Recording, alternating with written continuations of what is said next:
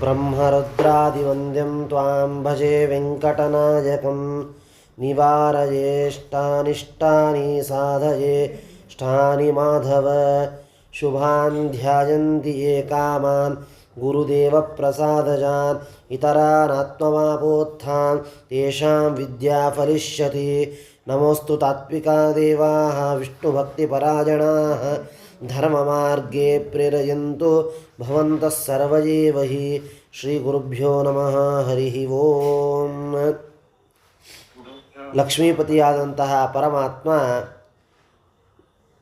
ಕಾಣದೇ ಇರುವುದಕ್ಕೆ ಯೋಗ್ಯವಾದಂತಹ ಸ್ಥಳ ದೊರೆಯಲಿಲ್ಲ ಅಂತ ಸ್ವಾಮಿ ಪುಷ್ಕರಣಿ ತೀರದಲ್ಲಿ ವಿಚಾರವನ್ನು ಮಾಡ್ತಾ ಇರುವಾಗ ಜಗತ್ತಿಗೆ ಸ್ವಾಮಿಯಾದ ನಾರಾಯಣ ಹುಣಸೆ ಮರದ ಕೆಳಗೆ ಇರುವ ದೇವತಾ ಯೋಗ್ಯವಾದ ನಿರ್ಮಲವಾದ ಒಂದು ಹುತ್ತವನ್ನು ನೋಡ್ತಾನಂತೆ. ನ ಪ್ರಾಪ ಕಿಂಚಿದಾಸ್ಥಾನಂ ಕೂಹನಾರ್ಥಂ ರಮಾಪತಿ. ಅಂದರೆ ಶ್ರೀನಿವಾಸನ ಅವತಾರ ಕಾರ್ಯಗಳು ಬಹಳ ಇವೆ, ಅವೆಲ್ಲವೂ ಮುಂದೆ ನಡೆಯಬೇಕಾದದ್ದು. ಅಷ್ಟರವರೆಗೂ ತನ್ನನ್ನು ತೋರಿಸಿಕೊಳ್ಳದೇ ಒಂದು ಕಡೆಗೆ ಇರಬೇಕಾಗಿತ್ತು. ಆದ್ದರಿಂದ ಹೀಗೆ ಆಕಾಂಕ್ಷಿತನಾದಂತಹ ನಿರ್ದಿಷ್ಟ ಕಾಲ ಬರೆಯುವವರೆಗೂ ತನ್ನನ್ನು ಗೌಪ್ಯವಾಗಿಡಲಿಕ್ಕಾಗಿ ಸ್ಥಾನ ಸಿಗಲಿಲ್ಲ ಅಂತನ್ನುವ ವಿಚಾರವನ್ನು ಹೇಳ್ತಾ ಇದ್ದಾರೆ ಹೊರತು ಬಿಟ್ಟರೆ ಇನ್ಯಾವುದೂ ಅಲ್ಲ. ಯಾಕಂದರೆ ಎಲ್ಲ ಸ್ಥಾನಗಳು ಪರಮಾತ್ಮನದ್ದೇ. ಅಂದರೆ ಇನ್ನೊಬ್ಬರೇ ಕಾಣದೇ ಇರುವಂತೆ ಯಾವ ಸ್ಥಾನಗಳು ಸಿಗಲಿಲ್ಲ ಅಂತನ್ನುವುದು ಇದರ ಅರ್ಥ ಅಂತನ್ನುವುದನ್ನು ಹೇಳ್ತಾರೆ. ಇನ್ನು ಅಲ್ಲಿ ಇದಮೇವ ವರಂ ಸ್ಥಾನಂ ತತ್ರ ಲೀನೋ ಭವಿದ್ದರಿಹಿ. ಯಾವಾಗ ಆ ಹುತ್ತವನ್ನು ನೋಡ್ತಾನೆ ಪರಮಾತ್ಮ, ಈ ಹುತ್ತ ನಾನು ಮರೆಯಾಗಿರುವುದಕ್ಕೆ ಯೋಗ್ಯವಾದ ಸ್ಥಳ ಅಂತ ಯೋಚನೆ ಮಾಡಿ ಆ ಹುತ್ತದಲ್ಲಿ ಪರಮಾತ್ಮ ಅಡಗಿಕೊಳ್ಳುತ್ತಾನಂತೆ. ಪರಮಾತ್ಮ ಬ್ರಹ್ಮದೇವರು ತಾನೇ ಹುಳುವಾಗಿ ರಚನೆ ಮಾಡಿರುವಂತಹ ಹುತ್ತವಂತೆ, ಅದು ಬೇರೆ ಯಾವುದೋ ಹುತ್ತ ಅಲ್ಲ. ಸ್ವಯಂ ಬ್ರಹ್ಮದೇವರು ಆ ಹುತ್ತವಾಗಿದ್ದಾರೆ. ಅಷ್ಟು ಅಂದರೆ ಅದೇ ನಿನ್ನೆ ಹೇಳಿದ ಹಾಗೆ ಪರಮಾತ್ಮ ಬರ್ತಾನೆ ಅಂತಂದರೆ ಎಲ್ಲವೂ ಅಲ್ಲಿ ಬಂದು ತಯಾರಾಗ್ತದಂತೆ. ಹಾಗೆ ಇಲ್ಲಿ ಹುತ್ತವೂ ಕೂಡ ಬ್ರಹ್ಮದೇವರು ತಯಾರು ಮಾಡಿರುವಂತಹದ್ದು. 10,000 ವರ್ಷಗಳ ಪರ್ಯಂತ ಪರಮಾತ್ಮ ಅಲ್ಲಿ ವಾಸವನ್ನು ಮಾಡ್ತಾನಂತೆ. ಒಂದು ದಿವಸವಲ್ಲ, 2 ದಿವಸವಲ್ಲ, 10,000 ವರ್ಷಗಳ ಪರ್ಯಂತ ಆ ಹುತ್ತದಲ್ಲಿ ಪರಮಾತ್ಮ ವಾಸವನ್ನು ಮಾಡ್ತಾನೆ ಅಂತ ನಮ್ಮ ವಿಚಾರವನ್ನು ತಿಳಿಸ್ತಾರೆ. ಅತೀತೆ ದ್ವಾಪರೇ ಚೈವ 28 ತಮೇ ಕಲೌ ಅತೀತೆ ವತ್ಸರೇ ಕಶ್ಚಿತ್ ಚೋಳರಾಜೋ ನೃಪೋತ್ತಮಃ. ಅಂದರೆ ದ್ವಾಪರ ಯುಗ ಕಳೆದು ಕಲಿಯುಗದಲ್ಲಿಯೂ ಕೆಲವು ಕಾಲ ಕಳೆದು ಶ್ರೀನಿವಾಸ ತನ್ನನ್ನು ಆವಿಷ್ಕಾರ ಮಾಡಿಕೊಳ್ಳುವಂತಹ ಸಮಯ ಬಂದಾಗ ಚೋಳ ಅಂತನ್ನುವ ಒಬ್ಬ ರಾಜ ಅಲ್ಲಿ ರಾಜ್ಯವನ್ನು ಆಳ್ತಾ ಇದ್ದ ಅಂತನ್ನುವ ವಿಚಾರವನ್ನು ಹೇಳ್ತಾರೆ. ಆದ್ದರಿಂದ ಹಾಗೆ ಪರಮಾತ್ಮ 28ನೇ ಕಲಿಯುಗದಲ್ಲಿ ಕೆಲವು ವರ್ಷಗಳು ಕಳೆದ ಮೇಲೆ ಆಗ ಅಲ್ಲಿ ಅವನು ಆಳ್ತಾ ಇದ್ದ. ಧನಂಜಯ ಅಂತನ್ನುವ ಸರ್ಪದ ಪುತ್ರಿ ನಾಗಕನ್ಯೆಯ ಗರ್ಭದಲ್ಲಿ ಜನಿಸಿದವನು. ಆ ರಾಜನು ಪುಣ್ಯಕರವಾದ ಭೂಮಂಡಲವನ್ನು ಪರಿಪಾಲಿಸುತ್ತಿದ್ದಾಗ ಭೂಮಿಯ ಅತ್ಯಂತ ಪುಣ್ಯವನ್ನು ನೀಡ್ತಾ ಇತ್ತು ಅಂತ ನಾವು ವಿಚಾರವನ್ನು ತಿಳಿಸ್ತಾರೆ. ಆದ್ದರಿಂದ ಈ ಚೋಳ ಮಹಾರಾಜನ ವೃತ್ತಾಂತವನ್ನು ತಿಳಿಸ್ತಾರೆ. ಈ ಚೋಳ ಮಹಾರಾಜ ಅವನು ಸಾಮಾನ್ಯನಾದವನಲ್ಲ. ಅಲ್ಲಿ ಹೇಳ್ತಾರೆ, ಅನೇಕ ಹಸುಗಳು ವಿಶೇಷವಾಗಿ ಹಾಲನ್ನು ಕೊಡ್ತಾ ಇದ್ವಂತೆ. ಮಕ್ಕಳು ತಂದೆಯ ಮೇಲೆ ಅತ್ಯಂತ ವಿಶ್ವಾಸ ಭಕ್ತಿಯನ್ನು ಹೊಂದಿದ್ದರಂತೆ. ಬೇಕಾದ ಸಮಯದಲ್ಲಿ ಪರ್ಜನ್ಯನು ಮಳೆಯನ್ನು ಕೊಡ್ತಾ ಇದ್ದಂತೆ. ಪೈರು ದವಸಗಳು ಬಹಳವಾಗಿ ಬೆಳೀತಾ ಇದ್ವಂತೆ. ಅಷ್ಟು ಉತ್ತಮವಾಗಿರುವಂತಹದ್ದು ರಾಜ್ಯ ಆ ಪ್ರಸಂಗದಲ್ಲಿ. ಸ್ತ್ರೀಯರೆಲ್ಲರೂ ಪತಿವ್ರತೆಯಾಗಿದ್ದರು. ಪುರುಷರು ತಮ್ಮ ತಮ್ಮ ಪತ್ನಿಯರಲ್ಲಿಯೇ ಅನುರಕ್ತರಾಗಿದ್ದರು. ಹೀಗೆ ಆ ರಾಜನು ಆಳ್ತಾ ಇರುವಾಗ ರಾಜ್ಯದಲ್ಲಿರುವಂತಹ ಜನರೆಲ್ಲರೂ, ವಿಶೇಷವಾಗಿ ಬ್ರಾಹ್ಮಣರು ಸಹ ಯಜ್ಞಯಾಗಾದಿಗಳಲ್ಲಿ ಸಂತೋಷದಿಂದ ಇದ್ದರು ಅಂತ ವಿಚಾರವನ್ನು ತಿಳಿಸ್ತಾರೆ. ಬಹುಕ್ಷೀರ ಪ್ರದಾಗಾವಹ. ಭಗವಂತನ ಸೇವಾರೂಪವ ಅರ್ಚನೆಯನ್ನು ಮಾಡಿದ ಫಲವಾಗಿ ಅವನ ದೇಶ ಸಸ್ಯ ಮತ್ತು ಕ್ಷೀರಾದಿಗಳಿಂದ ಅಭಿವೃದ್ಧಿಯಾಗಿತ್ತು ಅಂತನ್ನುವುದನ್ನು ತಿಳಿಸ್ತಾರೆ. ಇನ್ನು ಬ್ರಹ್ಮದೇವರು ಜ್ಯೇಷ್ಠರಾದ್ದರಿಂದ ಅಲ್ಲಿ ಹಸುವಾಗ್ತಾರೆ. ಅವರ ಮಗ ರುದ್ರದೇವರು ವತ್ಸರಾಗ್ತಾರೆ ಅಂತನ್ನುವ ವಿಚಾರವನ್ನು ತಿಳಿಸ್ತಾರೆ. ಬ್ರಹ್ಮಾದೇನು ಶಿವೋ ವತ್ಸೋ ಗೋಪಾಲಿ ಕಮಲಾಲಯ ಪಶ್ಯಂತಿ ಪದಿಮಾರ್ಗಂತೂ ಚೋಳರಾಜನ ಅಭ್ಯಗಾತ್. ಅಂದರೆ ಯಾವಾಗ ಇಷ್ಟೆಲ್ಲ ಸುಂದರವಾಗಿ ನಡೀತಾ ಇರ್ತದೆ, ಆಗ ಅಲ್ಲಿ ಬ್ರಹ್ಮದೇವರು ಗೋರೂಪವನ್ನು ಧಾರಣೆ ಮಾಡಿ ಬರುತ್ತಾರೆ. ಬ್ರಹ್ಮಸ್ವರೂಪವಾದ ಆ ಕಡೆಗೆ ಲಕ್ಷ್ಮೀದೇವಿಯು ಗೊಲ್ಲತಿಯಾಗಿ ಅವುಗಳನ್ನು ಸಾಕುವವಳಾಗಿ ರೂಪವನ್ನು ತಾಳಿ ಅಲ್ಲಿಗೆ ಬರ್ತಾರೆ ಅಂತ ನಮ್ಮ ವಿಚಾರವನ್ನು ತಿಳಿಸ್ತಾರೆ. ಅಂದರೆ ಶ್ರೀನಿವಾಸನನ್ನು ಎಲ್ಲಿದ್ದಾನೆ ಅಂತನ್ನುವುದನ್ನು ಹುಡುಕಬೇಕು ಅಂತನ್ನುವುದಕ್ಕಾಗಿ ಬರ್ತಾರಂತೆ. ಹುತ್ತವನ್ನು ಆರಿಸಿ ಅಲ್ಲೇ ಇರುತ್ತಾ ಇರುವಾಗ ಆ ಪರಮಾತ್ಮನ ಸೇವೆಗಾಗಿ ಬ್ರಹ್ಮದೇವರು ಧೇನುವಾಗಿ ಅಲ್ಲಿಗೆ ಬಂದ ಮೇಲೆ ರುದ್ರದೇವರು ಕರುವಾಗಿ ಬರುತ್ತಾರೆ. ಗೊಲ್ಲತಿಯಾಗಿ ಅವುಗಳನ್ನು ಕರೆದುಕೊಂಡು ಬರ್ತಾಳಂತೆ. ಎಲ್ಲಿ ಎಂದರೆ ಆ ಅರಮನೆಯ ಚೋಳರಾಜನ ಅರಮನೆಯ ಸಮೀಪಕ್ಕೆ ಆ ಗೋವು ಮತ್ತು ಗೋಕರುವನ್ನು ಆ ಲಕ್ಷ್ಮೀದೇವಿ ತೆಗೆದುಕೊಂಡು ಬರುತ್ತಾಳೆ. ಚೋಳರಾಜನ ಮನೆಗೆ ಬಂದಂತಹ ಲಕ್ಷ್ಮೀದೇವಿ ಹೇಳ್ತಾಳೆ ರಾಜನಿಗೆ, ರಾಜ, ಈ ವತ್ಸಾಧೇನುವನ್ನು ನಿನಗೆ ಉಚಿತ ಮೌಲ್ಯಕ್ಕೆ ನಾನು ಮಾರ್ತಾ ಇದ್ದೇನೆ. ರಾಜನಾದರೂ ಅವನು ಕೇಳ್ತಾನೆ, ಇದರ ಮೌಲ್ಯ ಎಷ್ಟು ಅಂತ ಕೇಳಿದಾಗ, ಇದಕ್ಕೆ ಬೆಲೆ ಕಟ್ಟಲಿಕ್ಕೆ ಸಾಧ್ಯವಿಲ್ಲ, ಇದು ಸಂಪತ್ತಿಗೆ ಅಭಿಮಾನಿ ಇದ್ದಂತೆ, ಆದ್ದರಿಂದ ನಿನಗೆ ನಿನ್ನ ಧನ ಬೇಡ, ಆದರೆ ಈ ಗೋವಿನ ಹಾಲನ್ನು ಕೇವಲ ಪರಮಾತ್ಮನಿಗಾಗಿ ಮಾತ್ರ ನೀನು ಮೀಸಲಾಗಿಡಬೇಕು, ಇದೇ ನೀನು ನನಗೆ ಕೊಡುವ ಮೌಲ್ಯ ಅಂತ ಲಕ್ಷ್ಮೀದೇವಿ ಆ ರಾಜನಿಗೆ ತಿಳಿಸ್ತಾಳೆ ಅಂತ ನಮ್ಮ ವಿಚಾರವನ್ನು ಹೇಳ್ತಾರೆ. ಹೀಗೆ ಆ ಕರು ಮತ್ತು ಗೋವನ್ನು ನೀಡಿ ಆ ಲಕ್ಷ್ಮೀದೇವಿಯು ಮತ್ತೆ ಕೊಲ್ಲಾಪುರಕ್ಕೆ ಹೊರಟು ಹೋಗ್ತಾಳೆ. ರಾಜನಾದರೂ ರಾಜ್ಯದ ಗರ್ವಮತ್ತನಾಗಿ ಅವಳ ಆದೇಶವನ್ನು ಮರೆತು ಬಹುಕ್ಷೀರಪ್ರದವಾದಂತಹ ಆ ಗೋವನ ಹಾಲನ್ನು ತನ್ನ ಮಗನಿಗಾಗಿ ಅದನ್ನು ಮೀಸಲಿಡ್ತಾನೆ ಅಂತ ನಾವು ವಿಚಾರವನ್ನು ತಿಳಿಸ್ತಾರೆ. ಆ ಆಕಳು ದೊರೆಯ 2000 ಹಸುಗಳ ಜೊತೆಗೆ ಪ್ರತಿದಿನ ಆ ಸಂಪದ್ಯುಕ್ತವಾದಂತಹ ವೆಂಕಟಾಚಲ ಪರ್ವತಕ್ಕೆ ಹೋಗಿ ಲಕ್ಷ್ಮೀಪತಿಯನ್ನು ಹುಡುಕ್ತಾ ಇರುತ್ತದೆ. ಪ್ರತಿ ದಿವಸ ಎಲ್ಲ ಆಕಳ ಜೊತೆಗೆ ಹೋಗೋದು, ಪರಮಾತ್ಮ ಎಲ್ಲಿದ್ದಾನೆ ಅಂತ ಹುಡುಕೋದು, ಇದೇ ಕೆಲಸ, ಬೇರೆ ಯಾವ ಕೆಲಸವೂ ಇಲ್ಲ. ಹಸುವಿನ ರೂಪವನ್ನು ತಾಳಿದಂತಹ ಬ್ರಹ್ಮದೇವರು ಬೆಟ್ಟದಲ್ಲಿ ಅಲ್ಲಲ್ಲಿ ಮೂಸಿ ನೋಡ್ತಾ ಎಲ್ಲ ಕಡೆಯಲ್ಲಿ ಹುಡುಕ್ತಾ ಇದ್ರಂತೆ. ಹೀಗೆ ಬಹುಕಾಲ ಕಳೆದಾಗ ಸ್ವಾಮಿ ಪುಷ್ಕರಣಿ ಬಳಿಯ ಹುತ್ತದಲ್ಲಿ ಪರಮಾತ್ಮ ಇದ್ದದ್ದು ಗೊತ್ತಾಗ್ತದೆ. ಅಲ್ಲಿ ಆ ಗೋರೂಪ ಧಾರಣೆ ಮಾಡಿದಂತಹ ಬ್ರಹ್ಮದೇವರು ಆನಂದವನ್ನು ಹೊಂದಿದವರಾಗ್ತಾರೆ. ಆ ಬ್ರಹ್ಮದೇವರು ಆ ದಿನದಿಂದ ಹಿಡಿದುಕೊಂಡು ಪರಮಾತ್ಮನಲ್ಲಿ ಅತಿಶಯವಾದ ಭಕ್ತಿಯಿಂದ ನಿತ್ಯವೂ ಹುತ್ತದ ಮೇಲೆ ಹಾಲನ್ನು ಕರೀಲಿಕ್ಕೆ ಪ್ರಾರಂಭ ಮಾಡ್ತಾರೆ ಅಂತ ನಮ್ಮ ವಿಚಾರವನ್ನು ತಿಳಿಸ್ತಾರೆ. ಕರೋತಿ ಸತತಂ ಗೇಹೇ ನೈವ ಕ್ಷೀರಂ ದದಾತಿ ಸಾತ್ ಏವಂ ಕಾಲೇ ಗತೆ ತಸ್ಮಿನ್ ಚೋಳರಾಜ ಸತಿ ಸ್ವಜಂ. ಈ ಆಕಳು ಕಾಮಧೇನುವಿನಂತೆ ಇದ್ದು ಲೌಕಿಕ ಫಲಕ್ಕಾಗಿ ಬಳಸದೇನೆ ಲೋಕೋಪಕಾರಕ್ಕಾಗಿ ಬಳಸಬೇಕು. ಆದರೆ ರಾಜ ಇವನು ತನ್ನ ಮಕ್ಕಳು ತನ್ನ ಕುಟುಂಬಕ್ಕಾಗಿ ಅದನ್ನು ಉಪಯೋಗ ಮಾಡ್ತಾ ಇದ್ದ ಅಂತನ್ನುವ ವಿಚಾರವನ್ನು ತಿಳಿಸ್ತಾರೆ. ಎಂದಿಗೂ ಹಾಗೆ ಮಾಡಬಾರದು, ಇದು ಮೋಕ್ಷಕ್ಕಾಗಿ ಉಪಯೋಗಿಸಬೇಕು ಅಂತ ಹೇಳಿದರು. ಇದರ ಮೇಲಿನ ತಾತ್ಪರ್ಯ ಅಂತನ್ನೋದನ್ನು ಹೇಳುತ್ತಾರೆ. ಯಾಕೆಂದರೆ ಸಾಕ್ಷಾತ್ ಬ್ರಹ್ಮದೇವರು ಅಲ್ಲಿ ಬಂದದ್ದು ಹಾಗೂ ರುದ್ರದೇವರು ಅವರಿಬ್ಬರು ಬಂದದ್ದು ಪರಮಾತ್ಮನ ಕಾರ್ಯಕ್ಕಾಗಿ. ಹೀಗೆ ಆ ಜಗತ್ತಿನ ಸ್ವಾಮಿಯಾಗಿರತಕ್ಕಂತಹ ಪರಮಾತ್ಮನ ಪ್ರೀತಿಗಾಗಿ ಪ್ರತಿನಿತ್ಯ ಬ್ರಹ್ಮದೇವರು ಅಲ್ಲಿ ಬಂದು ಹಾಲನ್ನು ಸುರಿಸಿ ಹೋಗ್ತಾ ಇದ್ರಂತೆ. ಯಾವಾಗ ಕೊಟ್ಟಿಗೆಗೆ ಬರ್ತಾ ಇದ್ರೋ ಗೋಪಾಲಕ ಬಂದು ಹಾಲನ್ನು ಕರಿಬೇಕು, ಆದರೆ ಈ ಆಕಳು ಮಾತ್ರ ಹಾಲನ್ನು ಕೊಡ್ತಾ ಇರಲಿಲ್ಲ. ಇದನ್ನು ನೋಡಿ ಚೋಳರಾಜನ ಪತ್ನಿ ಆ ಗೋಪಾಲಕನನ್ನು ಕರೆದು ಕೇಳ್ತಾಳೆ, ನೀನೇನು ಮನೆಯನ್ನು ಹಾಲನ್ನೆಲ್ಲ ಕರೆದು ನೀನು ಎಲ್ಲಾದರೂ ಮಾರಿಕೊಳ್ತಾ ಇದ್ದೀಯಾ ಹೇಗೆ? ಪ್ರತಿ ದಿವಸ ಎಲ್ಲ ಆಕಳುಗಳು ಹಾಲು ಕೊಡ್ತಾ ಇದೆ, ಆದರೆ ಇದು ಬಹಳವಾಗಿ ಹಾಲು ಕೊಡುವಂತಹ ಆಕಳು ಅಂತ ಗೊತ್ತಿದ್ದರೂ ಒಂದು ಸ್ವಲ್ಪವೂ ಹಾಲನ್ನು ಕೊಡ್ತಾ ಇಲ್ಲ. ಆದ್ದರಿಂದ ನೀನೇನು ಮಾಡ್ತಾ ಇದ್ದಿ, ಸತ್ಯವನ್ನು ಹೇಳಬೇಕು ಅಂತ ಅವಳು ಗದರಿಸಿ ಕೇಳ್ತಾಳಂತೆ. ಹೀಗೆ ರಾಜನ ಪತ್ನಿ ಅವಳು ಕೇಳಿದ ಪ್ರಶ್ನೆಯಿಂದ ಅವನು ಭಾರಿ ಭಯಗೊಂಡು ಹೇಳ್ತಾನೆ, ಇಲ್ಲ, ನಾನೇನು ಮಾಡಿಲ್ಲ, ಆ ಹಸುವಿನ ಹಾಲನ್ನು ನಾನು ಕುಡಿದಿಲ್ಲ, ನಾನು ಯಾಕೆ ಆ ಹಸುವಿನ ಹಾಲನ್ನು ತೆಗೆದುಕೊಳ್ಳಿ ಅಂತ ಹೇಳ್ತಾನಂತೆ. ಏನು ಹೇಳಿದರೂ ಅವಳು ಕೇಳೋದಿಲ್ಲ, ನೀನೇ ಏನೋ ಮಾಡ್ತಾ ಇದ್ದಿ ಅಂತ ಸತ್ಯವನ್ನು ಹೇಳಬೇಕು ಅಂತ ಹೇಳಿದಾಗ ಅವನು ಹೇಳ್ತಾನೆ, ಇಲ್ಲ, ನೀವೇ ಪರೀಕ್ಷಾ ಮಾಡಿರಿ, ನನ್ನದೇನೂ ತಪ್ಪಿಲ್ಲ ಅಂತ ಹೇಳಿದಾಗ ಅವಳು ಚಾಟಿ ಏಟನ್ನು ಹೊಡೆಸ್ತಾಳಂತೆ ಆ ಗೋಪಾಲಕನಿಗೆ. ಇಷ್ಟೆಲ್ಲ ಆದಮೇಲೆ ಮರು ದಿವಸ ರಾಜನ ಪತ್ನಿಯಿಂದ ಪೇಟು ತಿಂದಂತಹ ಆ ಗೋಪಾಲಕ ಈ ಆಕಳುಗಳನ್ನೆಲ್ಲ ಮತ್ತೆ ಹಿಂಬಾಲಿಸಿಕೊಂಡು ಹೋಗ್ತಾನೆ. ಆಗ ಎಲ್ಲ ಆಕಳುಗಳು ಮೇಯಲಿಕ್ಕೆ ಅಂಥೇಳಿ ಆ ಪರ್ವತದಲ್ಲಿ ಹೋಗ್ತವೆ. ಧೇನು ಶೇಷಾಚಲಂ ತತ್ರ ವಲ್ಮೀಕೆ ಹರಿಮಂದಿರೆ ಅಭಿಷೇಕಂ ಚಕಾರಾಶು ಸ್ವಪಯೋಧರಧಾರಕೈ.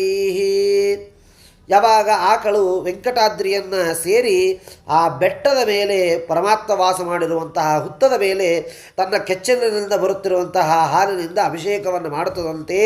ತಾಂ ದೃಷ್ಟ ಧೇನುಪಕ್ಕೋಪಾತ್ ಕುಟಾರಂ ಹಸ್ತಮಾತ್ರಕಂ. ಯಾವಾಗ ಆಕಳು ಹಾಲನ್ನು ಸುರಿಸಲಿಕ್ಕೆ ಪ್ರಾರಂಭ ಮಾಡ್ತದೆ, ಈ ಗೋಪಾಲಕ ತನ್ನ ಕೊಡಲಿಯನ್ನು ತೆಗೆದುಕೊಂಡು ಅದನ್ನು ಕೊಲ್ಲಬೇಕು ಅಂತ ಹೊರಡ್ತಾನಂತೆ. ಅಂದರೆ ಈ ಧೇನು ಏನು ಗೋಪಾಲಕ ಇದ್ದ ಅವನು ವಿಚಾರ ಮಾಡ್ತಾನೆ, ಈ ಹುತ್ತದಲ್ಲಿ ಏನಿದೆ ಅಂತ ಈ ಆಕಳು ಒಂದು ಹಾಲು ಸುರಿಸ್ತಾ ಇದೆ ಅಂತ ವಿಚಾರವನ್ನು ಮಾಡಿ ನೋಡ್ತಾನೆ. ಭೂತಗಳಿಗೆ ಸರ್ವರನ್ನು ವಶೀಕರಣ ಮಾಡುವ ಶಕ್ತಿ ಇದೆ, ಆದ್ದರಿಂದ ಈ ಹುತ್ತದಲ್ಲಿ ಯಾವುದಾದರೂ ಭೂತವಿದೆಯಾ ಹೇಗೆ ಅಂತ ವಿಚಾರವನ್ನು ಮಾಡ್ತಾನಂತೆ. ವಿಚಾರವನ್ನು ಮಾಡಿ ಅವನು ಎಲ್ಲೋ ಪಿಶಾಚಿಯೇ ಇರಬೇಕು, ಈ ಪಿಶಾಚಿಯಿಂದ ನಾನು ರಾಜನ ಹಾಗೂ ರಾಜಪತ್ನಿಯ ಕಡೆಯಿಂದ ಬಯಸಿಕೊಳ್ಳುವ ಹಾಗಾಯಿತು, ನಾನು ಪೆಟ್ಟು ತಿನ್ನುವ ಹಾಗಾಯಿತು ಅಂತ ಅದನ್ನು ಹೊಡೆಯಬೇಕು ಅಂತ ಕೊಡಲಿಯನ್ನು ಎತ್ತುಕೊಂಡು ಬರ್ತಾನಂತೆ. ಯಾವಾಗ ಕೊಡಲಿ ಎತ್ತುಕೊಂಡು ಬರ್ತಾನೆ, ಹಾಲನ್ನು ಹುತ್ತಲ್ಲಿ ಸುರಿಸುವುದನ್ನು ನೋಡಿದಂತಹ ಗೋಪಾಲಕ ಇನ್ನೇನು ಆ ಕೊಡಲಿಯನ್ನು ಮೇಲೆತ್ತಿ ಆಕಳಿಗೆ ಕೊಲ್ಲಬೇಕು ಅಂತ ಪ್ರಯತ್ನ ಮಾಡ್ತಾನೆ.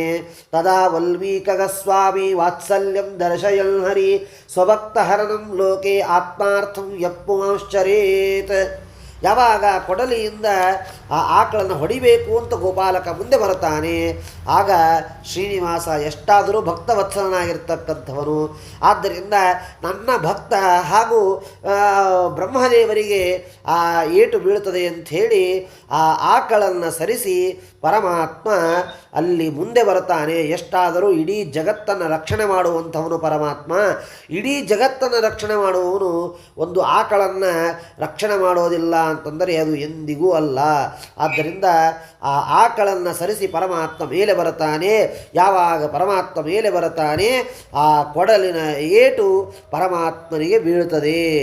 ಹರಿತವಾಗಿರತಕ್ಕಂತಹ ಕೊಡಲಿ ಅದರ ಏಟು ಆ ಪರಮಾತ್ಮನ ತಲೆಗೆ ಬಿದ್ದಾಗ 7 ತಾಲ ಪ್ರಮಾಣದಷ್ಟು ಎತ್ತರಕ್ಕೆ ಆ ರಕ್ತ ಚಿಮ್ಮುತ್ತದೆ ಅಂತರುವುದನ್ನು ಹೇಳ್ತಾರೆ.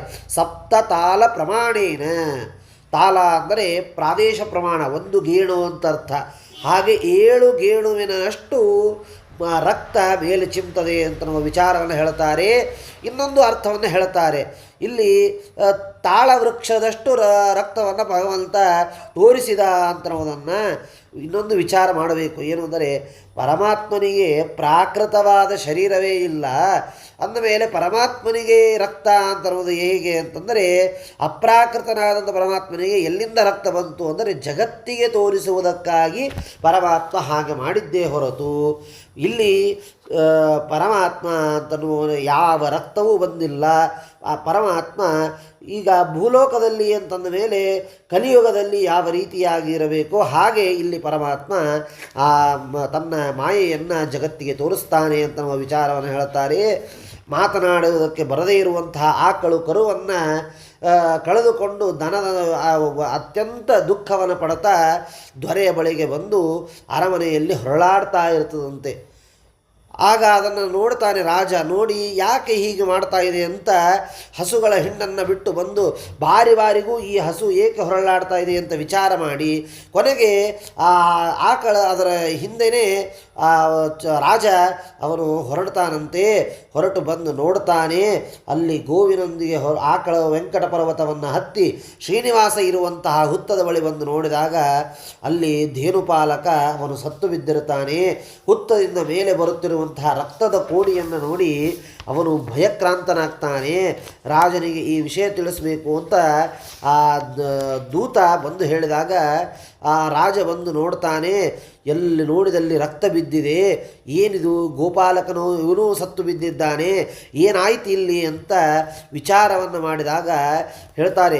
ರಾಜ ವಿಚಾರ ಮಾಡ್ತಾನೆ, 7 ತಾಳುದ್ದ ಈ ರಕ್ತ ಚಿಮ್ಮಿದೆ ಅಂತಂದರೆ ಎಂತಹ ಆಶ್ಚರ್ಯ ಇದು, ಅಂದರೆ ಯಾವುದಾದರೂ ಜೀವನಿದ್ದಾರೋ ಅಥವಾ ಏನಿದೆ ಇಲ್ಲಿ ಅಂತ ವಿಚಾರವನ್ನು ಮಾಡಿ ಹಾಗೂ ಇಲ್ಲಿ ದನ ಕಾಯುವವನು ಸಾಯೋದು ಅಂತಂದರೇನು, ಹುತ್ತದಿಂದ ರಕ್ತ ಈ ಪರಿ ಚಿಮ್ಮೋದು ಅಂತಂದರೇನು, ಇದೆಲ್ಲ ಒಂದು ಅದ್ಭುತ, ಇದೆಲ್ಲ ಹೇಗೆ ನಡೀಲಿಕ್ಕೆ ಸಾಧ್ಯ ಅಂತ ಭಾರೀ ಆಶ್ಚರ್ಯವನ್ನು ಉಂಟು ಮಾಡ್ತಾನೆ. ಆಗ ರಾಜರ ಮಾತನ್ನು ಕೇಳಿ ಹುತ್ತದಲ್ಲಿದ್ದಂತಹ ಶ್ರೀನಿವಾಸ ಶೇಷಾಚಲ ಪರ್ವತ ಪ್ರದೇಶವನ್ನು ಆಶ್ರಯಿಸಿರುವ ಆ ಪರಮಾತ್ಮ ಸ್ವಾಮಿ ಪುಷ್ಕರಣಿ ತೀರ್ಥಕ್ಕೆ ಶುಭಕರವಾದ ದಕ್ಷಿಣ ದಿಕ್ಕಿನ ಹುತ್ತವನ್ನು ಭೇದಿಸಿಕೊಂಡು ಪರಮಾತ್ಮ ಮೇಲೆ ಬರ್ತಾನೆ ಹುತ್ತದಿಂದ. ಯಾವಾಗ ಪರಮಾತ್ಮ ಹುತ್ತದಿಂದ ತನ್ನ ಕತ್ತನ್ನು ಮೇಲಕ್ಕೆ ಎತ್ತಿ ನೋಡುತ್ತಾನೆ, ಶ್ರೀನಿವಾಸ ಗದ್ಗದ ಕಂಠವುಳ್ಳವನಾಗಿ ಅತ್ಯಂತ ವ್ಯಾಕುಲತೆಯಿಂದ ಪ್ರದರ್ಶಿಸುವವನಾಗಿ ಅರ್ಧ ತೆರೆದ ಕಣ್ಣುಗಳಲ್ಲಿ ಕಣ್ಣೀರಿನಿಂದ ತುಂಬಿಸಿದಂತೆಯೂ ಆದರೆ ಶಂಖ ಚಕ್ರಗಳನ್ನು ಧರಿಸಿದ ತನ್ನ ಭವ್ಯ ಮೂರ್ತಿಯನ್ನು ರಾಜನಿಗೆ ತೋರಿಸ್ತಾ ಪರಮಾತ್ಮ ಹೇಳ್ತಾನಂತೆ, ಪಾಪಿಷ್ಠೋಸಿ ದುರಾಚಾರ ರಾಜೈಶ್ವರ್ಯ ಮದೋದ್ಧತ ಅನಾಥಂ ಭುಕ್ತಿಹೀನಂ ಮಾಂ ದರಿದ್ರಂ ವನಚಾರಿಣಂ. ಅಂದರೆ ನಾನು ಅನಾಥ ಅಂದರೆ ಅನಾಥ ಅಂತಂದು ಮಾತ್ರಕ್ಕೆ ಹೀಗೆಲ್ಲ ಮಾಡೋದು ಸರಿಯಾದದ್ದಲ್ಲ. ಆದರೆ ಪರಮಾತ್ಮ ಅನಾಥ ಅಲ್ಲ, ಪರಮಾತ್ಮ ಇಡೀ ಜಗತ್ತಿಗೆ ಸ್ವಾಮಿಯಾಗಿರ್ತಕ್ಕಂಥವನು ನಾಥ ಪರಮಾತ್ಮ. ಅಂತಹ ಪರಮಾತ್ಮ ಹೇಳ್ತಾನೆ, ನಿನ್ನ ಒಂದು ರಾಜ್ಯದಲ್ಲಿ ಒಬ್ಬ ವ್ಯಕ್ತಿಗೆ ಹೀಗಾಗಿದೆ ಅಂದಮೇಲೆ ಇದಕ್ಕೆ ನೀನೇ ಎಲ್ಲದಕ್ಕೂ ಕಾರಣ ಅಂತ ಹೇಳಿದಾಗ ಚೋಳರಾಜ ಹೇಳ್ತಾನಂತೆ, ಗೋಪಾಲಕ ಮಾಡಿದ್ದಕ್ಕೆ ನಾನೇಕೆ ಕಾರಣನಾಗ್ತೇನೆ? ಆದ್ದರಿಂದ ಸೇವಕ ಅವನು ಮಾಡಿದ್ದಾನೆ, ಅವನು ಮಾಡಿದ್ದರಿಂದ ನಾನೇಕೆ ಈ ಎಲ್ಲ ಪಾಪಗಳನ್ನು ನಾನೇಕೆ ತೆಗೆದುಕೊಳ್ಳಬೇಕು ಅಂತ ಹೇಳಿದಾಗ ಹೇಳ್ತಾನಂತೆ ಶ್ರೀನಿವಾಸ, ಇಲ್ಲ, ಯಾರು ಮುಖ್ಯಸ್ಥರಿರ್ತಾರೆ ಅವರೇ ಅದೆಲ್ಲದಕ್ಕೂ ಹೊಣೆಯಾಗ್ತಾರೆ. ತಾಡಿತೋಹಂ ನೃಪಶ್ರೇಷ್ಠ ತದ್ದುಃಖ ಮತುಲಂ ಹಭೂತ ಶಿರೋಭಿನ್ನಂ ಧೇನುಪೇನ ದಯಾಹೀನೇನ ದುರ್ಮತೆ. ಯಾರ ಮನೆಯಲ್ಲಿ ಯಜಮಾನರಿರುತ್ತಾರೆ ಅಲ್ಲಿ ಮಾಡುವಂತಹ ಧರ್ಮ ಅಧರ್ಮ ಎಲ್ಲದಕ್ಕೂ ಯಜಮಾನನೇ ಹೇಗೆ ಕಾರಣನಾಗ್ತಾನೋ, ಅಂದರೆ ಅವನ ಪತ್ನಿಯಾಗಲಿ ಪುತ್ರರಾಗಲಿ ಸೇವಕರಾಗಲಿ ಮಾಡುವ ಪಾಪಕ್ಕೆ ಎಲ್ಲದಕ್ಕೂ ಯಜಮಾನನೇ ಮುಖ್ಯನಾಗಿರುತ್ತಾನೆ. ಹಾಗೆ ಇಲ್ಲಿಯೂ ಕೂಡ ಆ ಗೋಪಾಲಕ ಅವನು ಮಾಡಿದಂತಹ ತಪ್ಪಿಗೆ ನೀನೇ ಮುಖ್ಯನಾಗಿದ್ದಿ. ಆದ್ದರಿಂದ ಆ ಪರಮಾತ್ಮ ಆ ಚೋಳರಾಜನಿಗೆ ಶಾಪವನ್ನು ಕೊಡುತ್ತಾನಂತೆ, ಪಿಶಾಚೋ ಭವ ದುರ್ಬುದ್ಧೇ. ಹಾಗಾದರೆ ಪರಮಾತ್ಮ ಪಿಶಾಚಿಯಾಗುವಂತ ಅವನಿಗೆ ಶಾಪವನ್ನು ಕೊಟ್ಟ ಅಂದರೆ ಅದರ ಅರ್ಥ ಏನು ಅಂತಂದರೆ ಹೇಳ್ತಾರೆ, ಇಲ್ಲಿ ತನ್ನ ಭಕ್ತರು ಅಂತ ಯಾರಿದ್ದಾರೆ ಅವರಿಗೆ ಜ್ಞಾನ ಭಕ್ತಿ ವೈರಾಗ್ಯಗಳನ್ನು ಗೋರೂಪ ಹೊಂದಿ ಮುಕ್ತನಾಗಲಿ ಅಂತ ಗೋರೂಪವನ್ನು ಬ್ರಹ್ಮದೇವರು ರುದ್ರದೇವರು ನೀಡಿದರೆ, ಅವರನ್ನು ಮತ್ತು ಅವನ ಹೆಂಡತಿಯು ಸ್ವಾರ್ಥಕ್ಕಾಗಿ ಬಳಸಿಕೊಂಡು ತನ್ಮೂಲಕ ಗೋಪಾಲಕ ಇಲ್ಲಿ ತಾಡನ ಮಾಡಿದ್ದರಿಂದ ಗೋವನ್ನೇ ಕೊಲ್ಲುವ ದುರ್ಬುದ್ಧಿಯೇ ಗೋಪಾಲಕನೇ ಬಂದಿದೆ. ಆದ್ದರಿಂದ ಇದಕ್ಕೆ ರಾಜನಾದ ನೀನೇ ಪರೋಕ್ಷವಾಗಿ ಕಾರಣನಾಗಿದ್ದಿ. ಯಾಕೆಂದರೆ ಎಂದಿಗೂ ಗೋವುಗಳನ್ನು ಕೊಲ್ಲುವಂತಹ ದುರ್ಬುದ್ಧಿ ಬರಬಾರದು. ಗೋ ಅಂತಂದರೆ ಎರಡು ಅರ್ಥ, ಒಂದು ಇಲ್ಲಿ ಆಕಳು ಅಂತಂದು ಒಂದು ಅರ್ಥ, ಇನ್ನೊಂದು ಗೋ ಅಂದರೆ ವೇದಗಳು ಅಂತ ಅರ್ಥ. ಹೀಗೆ ಈ ಎರಡೂ ರೀತಿಯಾದದ್ರಲ್ಲಿ ಎಂದಿಗೂ ಇಂತಹ ಜ್ಞಾನ ಬರಬಾರದು. ಯಾಕೆಂದರೆ ಯಜಮಾನನಾಗಿರ್ತಕ್ಕಂಥವನು ಒಳ್ಳೆಯ ಜ್ಞಾನವನ್ನು ಕೊಡಬೇಕೇ ಹೊರತು ಕೆಟ್ಟ ಜ್ಞಾನವನ್ನು ಎಂದಿಗೂ ಕೊಡಬಾರದು ಅಂತನ್ನುವ ಅರ್ಥವನ್ನು ಇಲ್ಲಿ ತಿಳಿಸ್ತಾರೆ. ಆಮೇಲೆ ಇಲ್ಲಿ ಆ ಚೋಳರಾಜನಿಗೆ ಶಾಪವನ್ನು ಕೊಟ್ಟಾಗ ಅವನು ಪರಮಾತ್ಮನಲ್ಲಿ ಪ್ರಾರ್ಥನೆಯನ್ನು ಮಾಡಿಕೊಳ್ಳುತ್ತಾನೆ, ಹೀಗೆ ನೀನು ಶಾಪವನ್ನು ಕೊಟ್ಟರೆ ನಾನು ಹೇಗೆ ಇದರಿಂದ ಹೊರಗೆ ಬರಬೇಕು ಅಂತ ಹೇಳಿದಾಗ ಅನೇಕ ಜನ್ಮಗಳಲ್ಲಿ ಅನುಭವಿಸಬೇಕಾದ ಪಿಶಾಚ ಜನ್ಮವನ್ನು ಸೇರಿಸಿ ಒಂದೇ ಜನ್ಮದಲ್ಲಿ ಅನುಭವಿಸುವಂತೆ ಮಾಡಿದ್ದರಿಂದ ಚೋಲಪುತ್ರ ಪ್ರಿಯ, ಅಂದರೆ ವೆಂಕಟೇಶ ಸ್ತೋತ್ರದಲ್ಲಿ ಬರುವಂತೆ ಚೋಲಪುತ್ರ ಪ್ರಿಯಶಾಂತು ಅಂತ ಏನು ಬರುತ್ತದೆ. ಆದ್ದರಿಂದ ಪರಮಾತ್ಮ ಇಲ್ಲಿ ಕೊಟ್ಟದ್ದು ಒಂದೇ ಬಾರಿ, ಆದರೆ ಈ ಚೋಳರಾಜನಿಗೆ ಅನೇಕ ಬಾರಿ ಆ ರೀತಿಯಾದಂತಹ ಶಾಪ ಒದಗಿದೆ. ಆ ಎಲ್ಲ ಶಾಪವನ್ನು ಹೀಗೆ ಅವನು ಅನುಭವಿಸಬೇಕಾಗಿದೆ. ಆದ್ದರಿಂದ ಪರಮಾತ್ಮ ಇಲ್ಲಿ ಅವನಿಗೆ ನೀನು ಪಿಶಾಚಿಯಾಗುವಂಥ ಶಾಪವನ್ನು ಕೊಟ್ಟಿದ್ದ ಅಂತನ್ನುವ ವಿಚಾರವನ್ನು ತಿಳಿಸ್ತಾರೆ. ವಾಯುಪುರಾಣದಲ್ಲಿ ಬರುವಂತೆ ರಾಜ ತನ್ನ ಮಗಳನ್ನೇ ಕಾಮಿಸಿದ್ದರಿಂದ ಅದಕ್ಕಾಗಿ ಆ ಮಗಳು ಪಿಶಾಚಿಯಾಗುವಂಥ ಶಾಪವನ್ನು ಕೊಟ್ಟಿರುತ್ತಾಳೆ. ಇದರ ಪರಿಹಾರವನ್ನು ಅಲ್ಲಿ ಹೇಳಿರ್ತಾರೆ. ಆದ್ದರಿಂದ ಅವಳು ಶಾಪ ಕೊಟ್ಟದ್ದು ಸರಿಯಾಗಬೇಕು. ಇಲ್ಲಿ ಪರಮಾತ್ಮನು ಆ ನಿಮಿತ್ತ ಇಟ್ಟುಕೊಂಡು ಅವನಿಗೆ ನೀನು ಪಿಶಾಚಿಯಾಗು ಅಂತನ್ನುವ ಶಾಪವನ್ನು ಕೊಟ್ಟ ಅಂತನ್ನುವ ವಿಚಾರವನ್ನು ತಿಳಿಸ್ತಾರೆ. ಹೀಗೆ ವಿಷ್ಣುವಿನಿಂದ ಶಾಪವನ್ನು ಹೊಂದಿದಂತಹ ರಾಜಶ್ರೇಷ್ಠನಾದಂತಹ ಆ ಚೋಳರಾಜ ಪ್ರಜ್ಞೆ ತಪ್ಪಿದವನಾಗಿ ನೆಲದಲ್ಲಿ ಬಿದ್ದು ಬಿಡುತ್ತಾನೆ. ಮುಹೂರ್ತ ಕಾಲವಾದ ಮೇಲೆ ಮೂರ್ಛೆಯಿಂದ ಎದ್ದು ಪರಮಾತ್ಮನನ್ನು ಕುರಿತು ಸ್ತೋತ್ರವನ್ನು ಮಾಡ್ತಾನೆ ಚೋಳರಾಜ. ನನಗೆ ಯಾವ ಕಾರಣಕ್ಕಾಗಿ ನನ್ನ ಯಾವ ಅಪರಾಧ ಇಲ್ಲದೇ ಇದ್ದರೂ ಕೂಡ ನೀನು ನನಗೆ ಶಾಪವನ್ನು ಕೊಟ್ಟಿದ್ದಿ, ಯಾವ ಪೂರ್ವದ ತಪ್ಪನ್ನು ನಾನು ಮಾಡಿದ್ದೇನೆ ಅದನ್ನು ನನಗೆ ಹೇಳಬೇಕು, ನನಗೇನೂ ಗೊತ್ತಾಗ್ತಾ ಇಲ್ಲ. ಆದ್ದರಿಂದ ಈ ಶಾಪವನ್ನು ನಾನು ಹೇಗೆ ನಾನು ಪರಿಹಾರ ಮಾಡಿಕೊಳ್ಳಬೇಕು. ಕೊಡಲಿಯ ಏಟನ್ನು ತಿಂದಂತಹ ಶ್ರೀನಿವಾಸ ಅತಿಶಯವಾದ ದುಃಖವುಳ್ಳವನಾಗಿ ಶಾಪದಿಂದ ನೋಡ್ರಿ ಸಿಟ್ಟಿನ ಭರದಲ್ಲಿ ಏನಾಗ್ತದೆ ಅಂತನ್ನುವುದನ್ನು ಇದರಿಂದ ನಾವು ತಿಳಿಯಬಹುದು. ಪರೀಕ್ಷಿತ ಮಹಾರಾಜನಿಗೆ ಶಮೀಕ ಋಷಿಗಳ ಮಗ ಶೃಂಗಿ ಅವನು ಸಿಟ್ಟಿನ ಭರದಲ್ಲೇ ಶಾಪವನ್ನು ಕೊಟ್ಟ. ಹಾಗೆ ಇಲ್ಲಿಯೂ ಪರಮಾತ್ಮ ಅಂದರೆ ಕಲಿಯುಗದಲ್ಲಿ ಇರುವಂತೆ ನನಗೆ ಏಟು ಬಿತ್ತು ಅದಕ್ಕೆ ನೀನು ಕಾರಣ ಅಂಥೇಳಿ ಅವನನ್ನು ಕಂಡದ್ದೇ ಒಂದೇ ಕ್ಷಣ ಅವನಿಗೆ ಶಾಪವನ್ನು ಕೊಟ್ಟು ಬಿಟ್ಟ. ಇಷ್ಟೆಲ್ಲ ಆದ ಮೇಲೆ ಆ ಚೋಳರಾಜನ ಮಾತನ್ನು ಕೇಳಿ ಪರಮಾತ್ಮ ಹೇಳ್ತಾನೆ, ನಾನು ಪಾಪಿಷ್ಠನಾಗಿದ್ದೇನೆ, ದುರ್ನಡತೆ, ವಿಚಾರ ಇಲ್ಲದವನು, ವಿಚಾರ ಮಾಡದೆ ದುಃಖದ ಭರದಲ್ಲಿ ನಿನಗೆ ವ್ಯರ್ಥವಾಗಿ ನಾನು ಶಾಪವನ್ನು ಕೊಟ್ಟಿದ್ದೇನೆ. ಆದರೆ ಕೊಟ್ಟ ಶಾಪ ಇದು ಎಂದಿಗೂ ವ್ಯರ್ಥವಾಗಲಿಕ್ಕೆ ಸಾಧ್ಯ ಇಲ್ಲ. ವೇದವನ್ನು ತಿಳಿದವರು ಹಾಗೆ ಹೇಳುತ್ತಾರೆ. ಆದ್ದರಿಂದ ಭಕ್ತರಲ್ಲಿ ವಾತ್ಸಲ್ಯವೆಂಬ ದೋಷದಿಂದ ನಾನು ಅತ್ಯಂತ ವ್ಯಥೆಯುಳ್ಳವನಾಗಿದ್ದೇನೆ. ಎಲ್ಲಿಯವರೆಗೆ ಕಲಿಯುಗ ಇರುತ್ತದೆಯೋ ಅಲ್ಲಿಯವರೆಗೆ ನಿನಗೆ ದುಃಖವಿದೆ. ನಾನು ಸತ್ಯ ಸಂಕಲ್ಪವುಳ್ಳವನಾದ್ದರಿಂದ ದೋಷದಿಂದ ನಾನು ನೀನು ಇಬ್ಬರೂ ಇದರಲ್ಲಿ ಭಾಗಿಗಳಾಗಿದ್ದೇವೆ. ಅಜ್ಞಾನೇ ನಾತಿ ದುಃಖೇನ ವ್ಯಥ ಅಂದರೆ ಅತೀ ದುಃಖದಿಂದ ನಿನಗೆ ನಾನು ಶಾಪ ನೀಡಿದ್ದೇನೆ. ಆ ದುಃಖ ಎಷ್ಟು ಕಾಲವೆಂದರೆ ಕಲಿಯುಗ ಪೂರ್ತಿ ನೀನು ಈ ದುಃಖವನ್ನು ಅನುಭವಿಸಬೇಕು. ಭವಿಷ್ಯತಿ ನೃಪಶ್ರೇಷ್ಠ ಪರಮಾತ್ಮನಿಗೆ ದುಃಖ ಇದು ಕಲಿಯುಗ ಪೂರ್ತಿ ಅಖಂಡವಾಗಿರೋದಿಲ್ಲ. ಆದರೆ ಶಾಪಪ್ರಯುಕ್ತವಾಗಿ ನಿನಗೆ ತಲೆನೋವು ಬರುತ್ತದೆ. ಆ ತಲೆನೋವು ಕೂಡ ಪಿಶಾಚ ಶಾಪವೂ ಸಹ ನಿನ್ನ ಪ್ರಾರಬ್ಧ ಅನುಭವಕ್ಕಾಗಿ ಮಾತ್ರ ಹೊರತು ಪಿಶಾಚಿಯಾಗಿರುವ ಪ್ರಯುಕ್ತ ರಕ್ತ ಮಾಂಸಾದಿಗಳನ್ನು ತಿನ್ನುವ ಬೇರೆ ಪಿಶಾಚಿಗಳಂತೆ ಅಲ್ಲ ಅಂತ ಪರಮಾತ್ಮ ಆ ಚೋಳರಾಜನಿಗೆ ಅನುಗ್ರಹವನ್ನು ಮಾಡ್ತಾನಂತೆ. ಆದ್ದರಿಂದ ಸತ್ಯ ಸಂಕಲ್ಪವಾದಂತಹ ಪರಮಾತ್ಮ ಆ ಚೋಳರಾಜನಿಗೆ ಅನುಗ್ರಹವನ್ನು ಮಾಡ್ತಾನೆ. ಆಕಾಶರಾಜನೆಂಬ ಶ್ರೇಷ್ಠ ಮುಂದೆ ನನಗೆ ಬರ್ತಾ ಇದ್ದಾನೆ, ಅವನು ಜನ್ಮವನ್ನು ಪಡೀತಾನೆ. ಅವನ ಮಗಳಾದಂತಹ ಪದ್ಮಾವತಿ ಎಂಬ ಕನ್ಯೆಯನ್ನು ನನಗೆ ವಿವಾಹವನ್ನು ಮಾಡಿಕೊಡುತ್ತಾನೆ. ಆ ಕನ್ಯಾದಾನ ಮಾಡುವ ಕಾಲದಲ್ಲಿ ನನಗೆ ವರದಕ್ಷಿಣೆಯಾಗಿ ಒಂದು ಕಿರೀಟವನ್ನು ಕೊಡುತ್ತಾನೆ. ಆ ಕಿರೀಟ 2000 ತೊಲೆಯ ಚಿನ್ನದಿಂದ ಮಾಡಲ್ಪಟ್ಟದಾಗಿರುತ್ತದೆ. ಕೆಂಪು, ಪಚ್ಚೆ ಮುಂತಾದ ರತ್ನಗಳಿಂದ ವಜ್ರಗಳಿಂದಲೂ ಅಲಂಕರಿಸಲ್ಪಟ್ಟದ್ದಿರ್ತದೆ.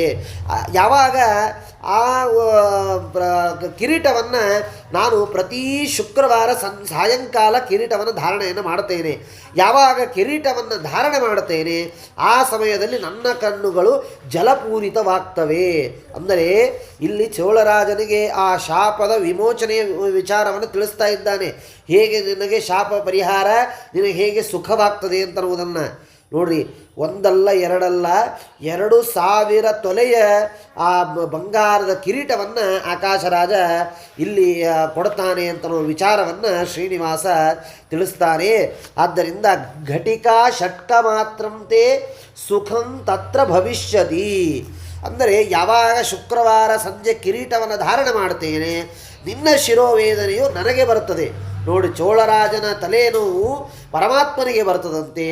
ಆಗ ಪರಮಾತ್ಮನ ಕಣ್ಣುಗಳು ನೀರಿನಿಂದ ತುಂಬುತ್ತವಂತೆ. ಅದನ್ನು ನೋಡಿದ ನಿನಗೆ ಸುಖವಾಗ್ತದೆ ಅಂತನ್ನುವುದನ್ನು ಇದೇ ಪರಮಾತ್ಮ ಚೋಳರಾಜನಿಗೆ ಕೊಟ್ಟಂತಹ ವರ ಅಂತ ಹೇಳ್ತಾರೆ. ಅದು ಎಷ್ಟು ಅಂದರೆ ಕೇವಲ 6 ಘಳಿಗೆ ಮಾತ್ರ ನಿನಗೆ ಸುಖ ಅಂತ ಪರಮಾತ್ಮ ಇಲ್ಲಿ ತಿಳಿಸ್ತಾನೆ ಅಂತ ನಾವು ವಿಚಾರವನ್ನು ಹೇಳ್ತಾರೆ. ಅಂದರೆ ಮಾಡಿದ ಪಾಪದ ಫಲವಾಗಿ ಹಾಗೂ ಹಿಂದೆ ಕೊಟ್ಟಂತಹ ಶಾಪದ ಫಲವಾಗಿ ಹೀಗೆ ಆ ಚೋಳರಾಜ ಇದನ್ನು ಅನುಭವಿಸಬೇಕು ಅಂತ ವಿಚಾರವನ್ನು ಹೇಳುತ್ತಾರೆ. ಈ ಕೊಡಲಿಯ ಏಟಿನಿಂದ ಗಾಯವನ್ನು ವಾಸಿ ಮಾಡಿಕೊಳ್ಳುವುದಕ್ಕಾಗಿ ಇಚ್ಛೆಯನ್ನು ವ್ಯಕ್ತಪಡಿಸಿ ವೈದ್ಯಶಾಸ್ತ್ರ ನಿಪುಣನಾದ ಇಂದ್ರನಿಗೂ ಗುರುವೂ ಆದಂತಹ ಬೃಹಸ್ಪತ್ಯಾಚಾರ್ಯರನ್ನು ಸ್ಮರಣೆ ಮಾಡಿಕೊಳ್ತಾನಂತೆ ಪರಮಾತ್ಮ. ಆಗ ಕೂಡಲೇ ಪರಮಾತ್ಮನ ಮುಂದೆ ಬಂದು ನಿಲ್ತಾರಂತೆ ಬೃಹಸ್ಪತ್ಯಾಚಾರ್ಯರು. ಅವರನ್ನು ಕುರಿತು ಪರಮಾತ್ಮ ಹೇಳ್ತಾನೆ, ಬೃಹಸ್ಪತಿ, ನನಗೆ ತಲೆ ಒಡೆದು ರಕ್ತಸ್ರಾವವಾಗಿದೆ. ಈ ರಕ್ತಸ್ರಾವ ನಿಂತು ಗಾಯ ಒಣಗಲಿಕ್ಕಾಗಿ ನನಗೆ ಔಷಧಿಯನ್ನು ಕೊಡಬೇಕು. ನೋಡಿ, ಪರಮಾತ್ಮನಿಗೆ ಯಾವ ರಕ್ತ ಬರೋದು ಎಲ್ಲವೂ ಕೂಡ ಕಲಿಯುಗದಂತೆ ಪರಮಾತ್ಮ ಇಲ್ಲಿ ಕಾರ್ಯವನ್ನು ಮಾಡ್ತಾ ಇದ್ದಾನಷ್ಟೇ ಹೊರತು ಪರಮಾತ್ಮನಿಗೆ ತಲೆ ಒಡೆಯೋದು ಅಂತಂದರೇನು ಅಥವಾ ಪರಮಾತ್ಮನಿಗೆ ಆ ರಕ್ತಸ್ರಾವ ಆಗೋದು ಅಂತಂದರೇನು ಅದು ಎಂದಿಗೂ ಅಲ್ಲ. ಅದೆಲ್ಲ ಪ್ರಾಕೃತ ಶರೀರವನ್ನು ಹೊಂದಿದವರಿಗೆ ಮಾತ್ರ ಹೊರತು ಇನ್ಯಾರಿಗೂ ಅಲ್ಲ. ಆದರೆ ಪರಮಾತ್ಮ ಕಲಿಯುಗದಲ್ಲಿ ಇದ್ದದ್ದರಿಂದ ಹಾಗೆ ಕಲಿಯುಗದಂತೆ ಪರಮಾತ್ಮ ನಟಿಸ್ತಾನೆ ಅಂತ ನಾವು ವಿಚಾರವನ್ನು ತಿಳಿಸ್ತಾರೆ. ಹೇಳ್ತಾರೆ, ತಲೆಯ ಗಾಯ ಪರಿಹಾರಕ್ಕಾಗಿ ಬೃಹಸ್ಪತ್ಯಾಚಾರನ ಸ್ಮರಣೆ ಮಾಡಿದಾಗ, ಅಂದರೆ ಹೇಳ್ತಾರೆ ತಲೆಯ ಗಾಯ ಅಂದರೆ ಅಜ್ಞಾನ. ಆ ಅಜ್ಞಾನ ಪರಿಹಾರವನ್ನು ಯಾರು ಮಾಡ್ತಾರೆ? ಗುರುಗಳು ಪರಿಹಾರ ಮಾಡ್ತಾರೆ. ಬೃಹಸ್ಪತ್ಯಾಚಾರ್ಯರು ಯಾರು? ಎಲ್ಲ ದೇವತೆಗಳಿಗೆ ಗುರುಗಳಾಗಿರ್ತಕ್ಕಂಥವರು.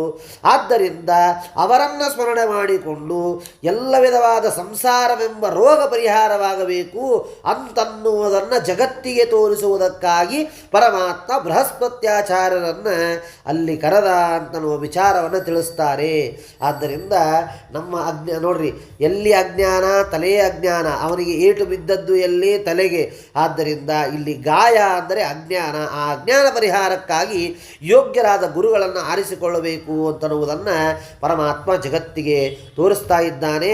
ಬೃಹಸ್ಪತ್ಯಾಚಾರ್ಯರು ವಿನಯದಿಂದ ಶ್ರೀನಿವಾಸನನ್ನು ಕುರಿತು ಹೇಳ್ತಾರಂತೆ, ಮಹಾಲಕ್ಷ್ಮೀಪತಿಯಾಗಿರತಕ್ಕಂತಹ ಪರಮಾತ್ಮ ಎಕ್ಕೆ ಗಿಡದ ಹತ್ತಿಯನ್ನು ಮತ್ತು ಅತ್ತಿ ಗಿಡದ ಹಾಲನ್ನು ಸೇರಿಸಿ ಆ ಹತ್ತಿಯನ್ನು ನಿನ್ನ ತಲೆಯ ಮೇಲೆ ಉಂಟಾಗಿರುವ ಗಾಯದ ಮೇಲೆ ಇಟ್ಟುಕೊಂಡಾಗ ನಿನಗೆ ಅದು ಪರಿಹಾರವಾಗ್ತದೆ ಅಂತ ಹೇಳಿದಾಗ ಶ್ರೀನಿವಾಸ ಅದೇ ರೀತಿಯಾಗಿ ಔಷಧವನ್ನು ಮಾಡಿ ವೆಂಕಟಾಚಲ ಪರ್ವತದಲ್ಲಿ ಪರಮಾತ್ಮ ಬೃಹಸ್ಪತ್ಯಾಚಾರ್ಯರು ತಿಳಿಸಿದಂತೆ ಔಷಧವನ್ನು ಪ್ರತಿ ದಿವಸವೂ ಮಾಡ್ತಾ ವೆಂಕಟಗಿರಿಯಲ್ಲಿ ವಾಸವನ್ನು ಮಾಡ್ತಾ ಇದ್ದಂತೆ.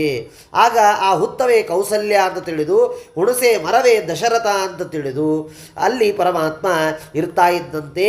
ಶೇಷಾಚಲವೇ ತಮ್ಮನಾದಂತಹ ಲಕ್ಷ್ಮಣ ಅಂತ ತಿಳಿದು, ವೈಕುಂಠಗಿರಿಯೇ ಅಯೋಧ್ಯ ಅಂತ ತಿಳಿದು, ತಾನು ಆ ಅಯೋಧ್ಯೆಯಲ್ಲಿ ವಾಸ ಮಾಡುವಂತಹ ರಾಮ ಅಂತ ತಿಳಿದು ರಾಮಾವತಾರದ ವೈಭವವನ್ನು ತೋರ್ತಾ ವಿಹಾರವನ್ನು ಮಾಡ್ತಾ ಇದ್ದ ಪರಮಾತ್ಮ ಅಂತನ್ನುವ ವಿಚಾರವನ್ನು ಇಲ್ಲಿ ತಿಳಿಸ್ತಾರೆ.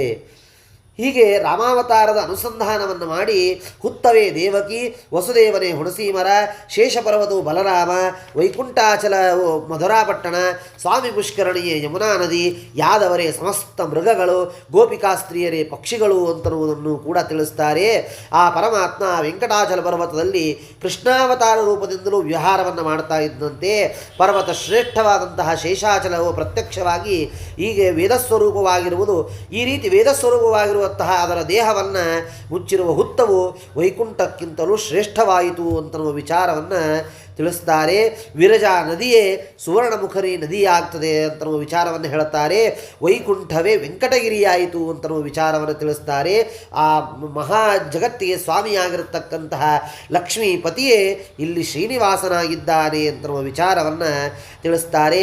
ವೆಂಕಟಾಚಲ ಪರ್ವತದಲ್ಲಿ ಮುಕ್ತರಾಗಿರತಕ್ಕಂತಹ ಬ್ರಹ್ಮದೇವತೆಗಳು ಪಕ್ಷಿರೂಪಗಳಾಗಿ, ರುದ್ರದೇವರು ಶೇಷರು ಸಿಂಹ ವ್ಯಾಘ್ರಾದಿ ಶ್ರೇಷ್ಠ ಮೃಗಗಳಾಗಿಯೂ, ಸನತ್ಕುಮಾರ ಮೊದಲಾದ ಅವರು ಕಪಿಗಳೇ ಮೊದಲಾದ ಪ್ರಾಣಿಗಳ ರೂಪವುಳ್ಳವರಾಗಿ ಆ ವೆಂಕಟಾಚಲ ಪರ್ವತದಲ್ಲಿ ಇದ್ದಾರೆ ಅಂತನ್ನುವ ವಿಚಾರವನ್ನು ತಿಳಿಸ್ತಾರೆ.